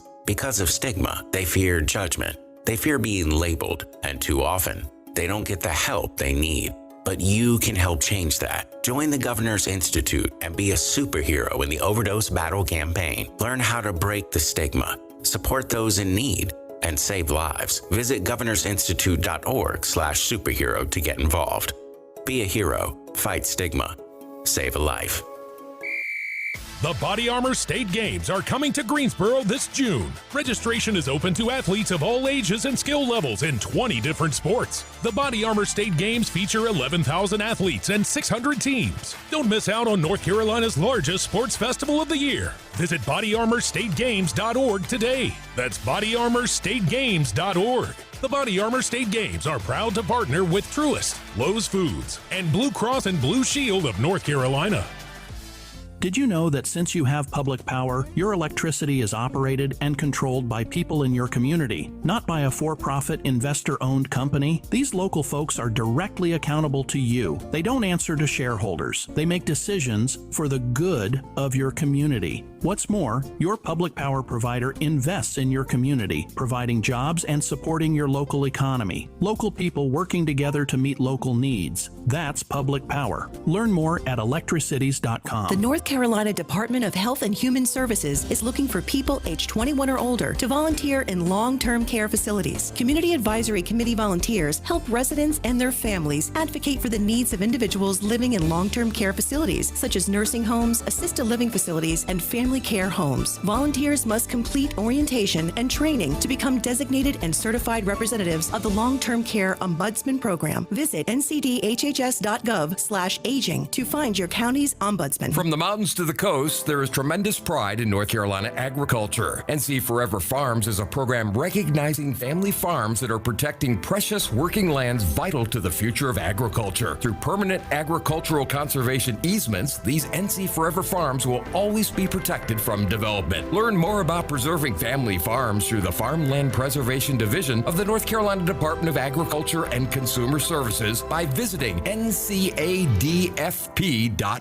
Dear North Carolina, for 70 incredible years, you've been by our side. From Mr. Rogers' Neighborhood to the wonders of Antiques Roadshow, from This Old House to NC Weekend, we've explored, learned, and grown together. Because of your support, PBS North Carolina has gone beyond the screen, inspiring, educating, and entertaining in classrooms, at home, and on the go. Celebrate with us when you watch new programming on PBS NC or stream anytime on the free PBS app. Learn more about PBS North Carolina at pbsnc.org.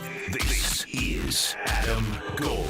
And I did have to use two screens at one point, or a couple of points, and I don't like it. I can't watch two games at the same time. There's a lot going on. I'm sorry, I'm incapable of doing that. Because there were times where, I forgot this other game was on in front of me. Yeah. The Adam Gold Show.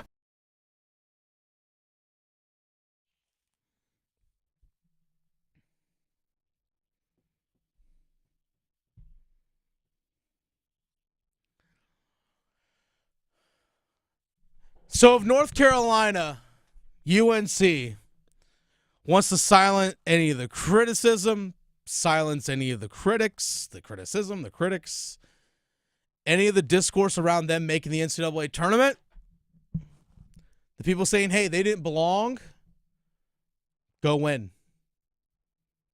Go win. Simple as that. Go win tonight. North Carolina taking on San Diego State tonight. It's relatively simple. Win or you're done.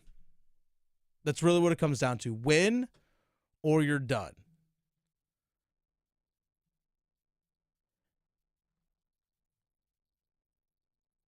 North Carolina has an opportunity now to do something that really no North Carolina team has ever really had to do. And that is actually play the extra game to get themselves actually in to a Final Four.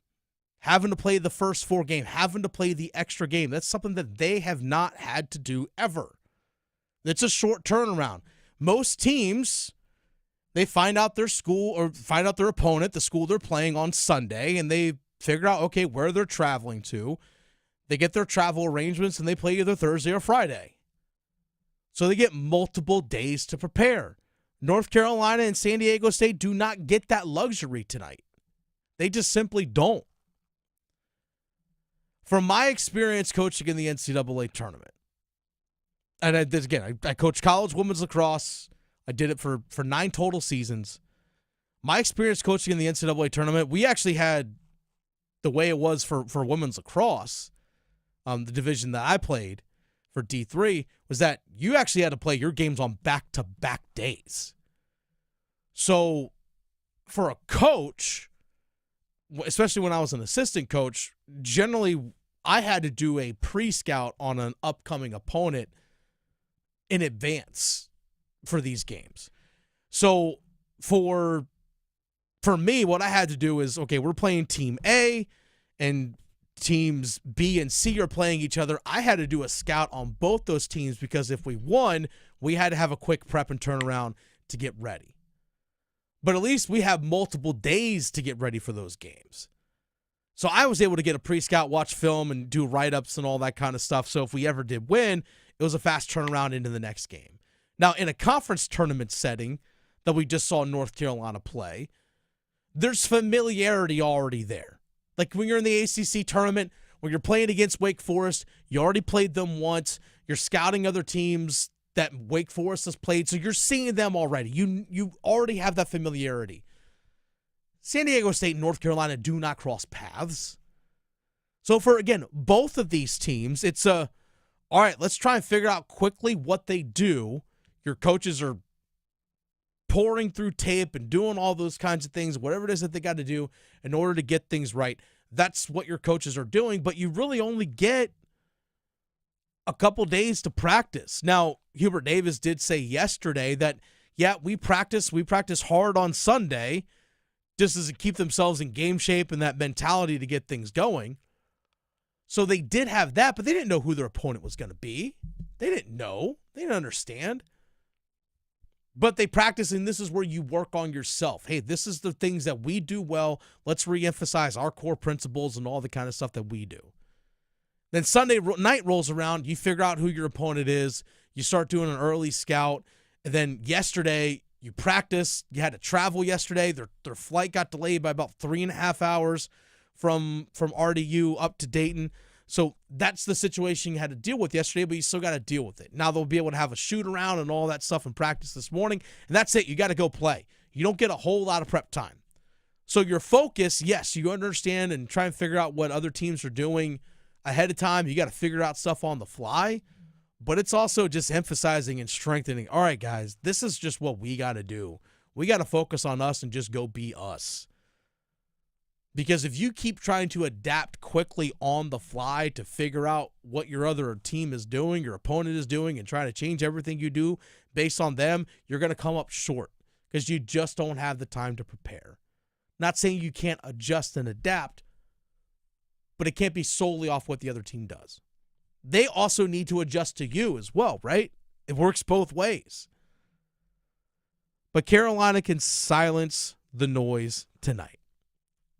Just win, baby. I know. Victorious, just win. It should be spicy. I'm just excited. Win. That's all you got to do. That'll quiet people.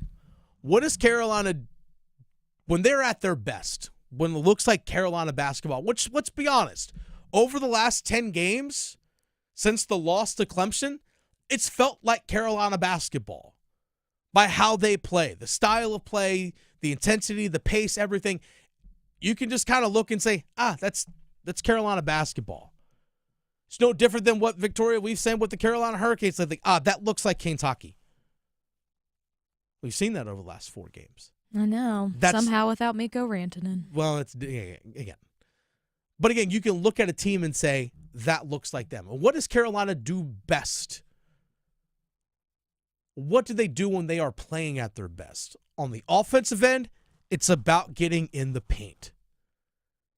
As much as Jalen Withers has knocked down 3-pointers and how strong he's played over the last 10 games, even with the misstep, no pun intended, the misstep with the lane violation against Duke, as well as he has played over the last 10 games, shooting from outside, as comfortable as Drake Powell has been playing at the 3 as a small forward as opposed to playing at the 4, as comfortable as RJ Davis has been playing with the ball in his hands as a point guard when Elliot Cadeau was on the bench, Cadeau not having to be used as much. Well, guess what? Getting in the paint is still the thing that drives them. Everything revolves around from getting in the paint.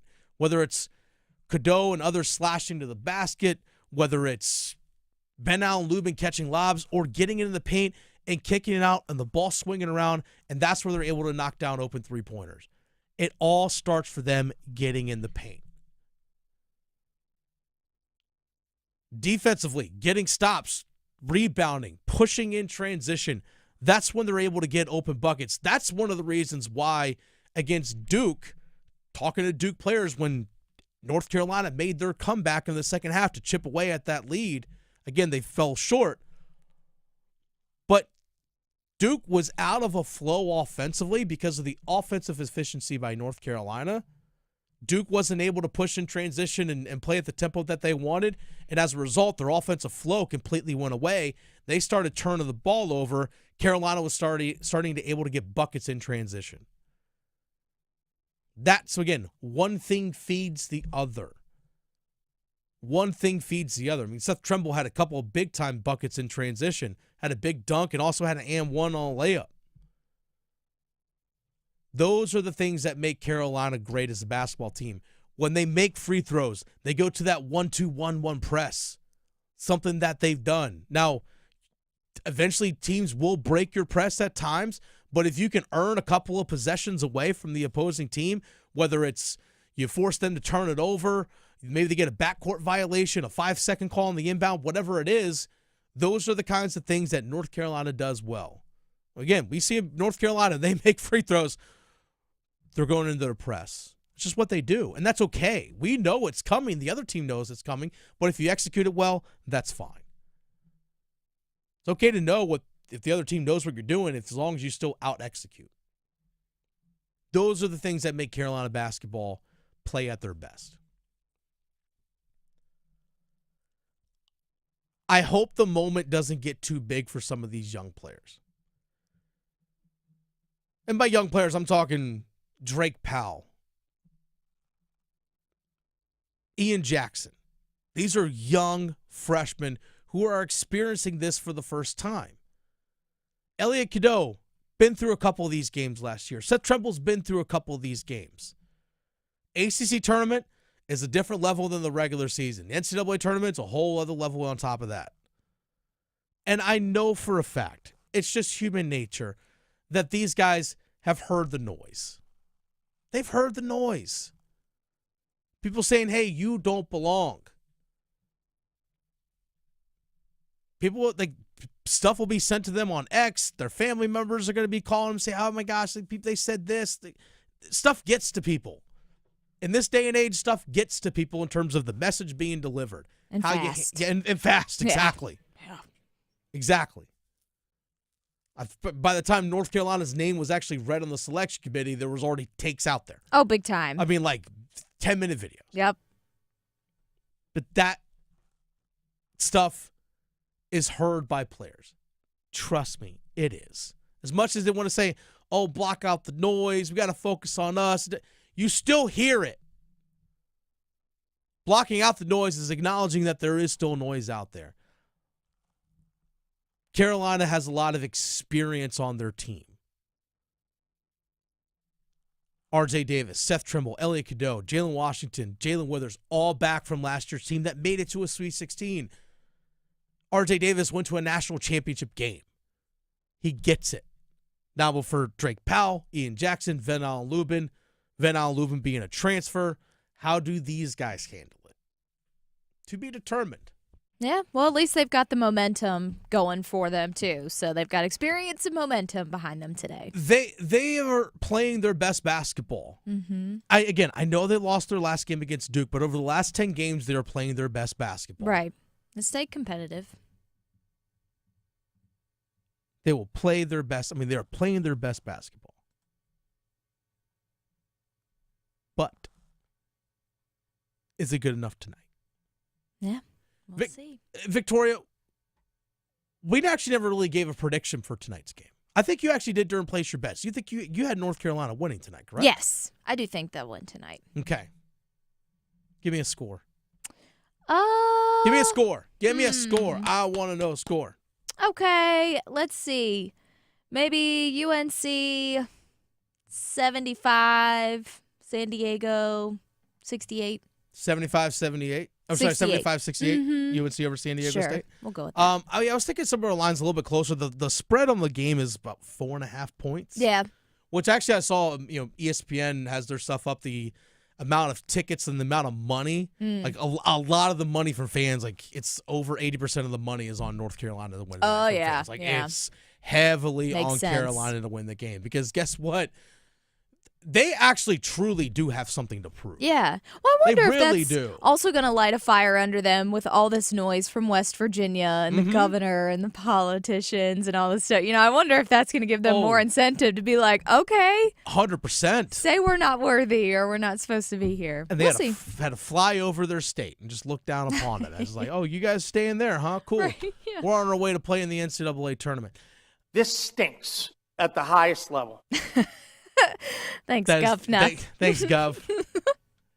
Patrick Morrissey, the governor. It's just I know. Yeah. that whole thing. It's so stupid. Yeah, it is. But I appreciate the passion, though. Right? I really do. I appreciate the fair. passion. He feels some type of way about the committee, too, because this is not his first go with, like, With the NCAA. threatening. Yes, with the NCAA. Like, he's been throwing shade at them with transfer portal stuff, so he is no stranger to this. That's for sure.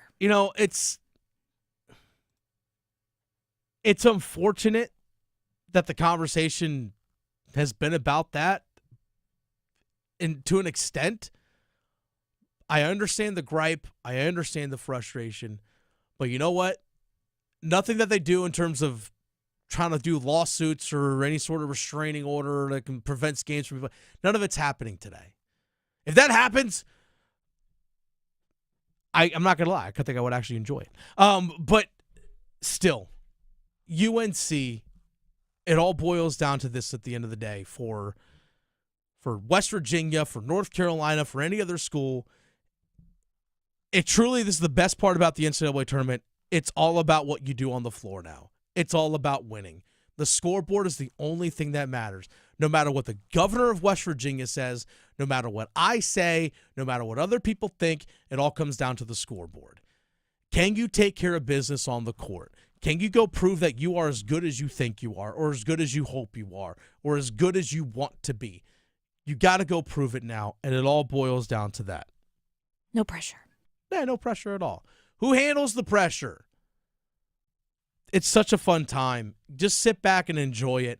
You never know. Maybe if Carolina loses tonight, maybe you get a bunch of angry UNC fans. Hey, you know what? We can't even win a first four game.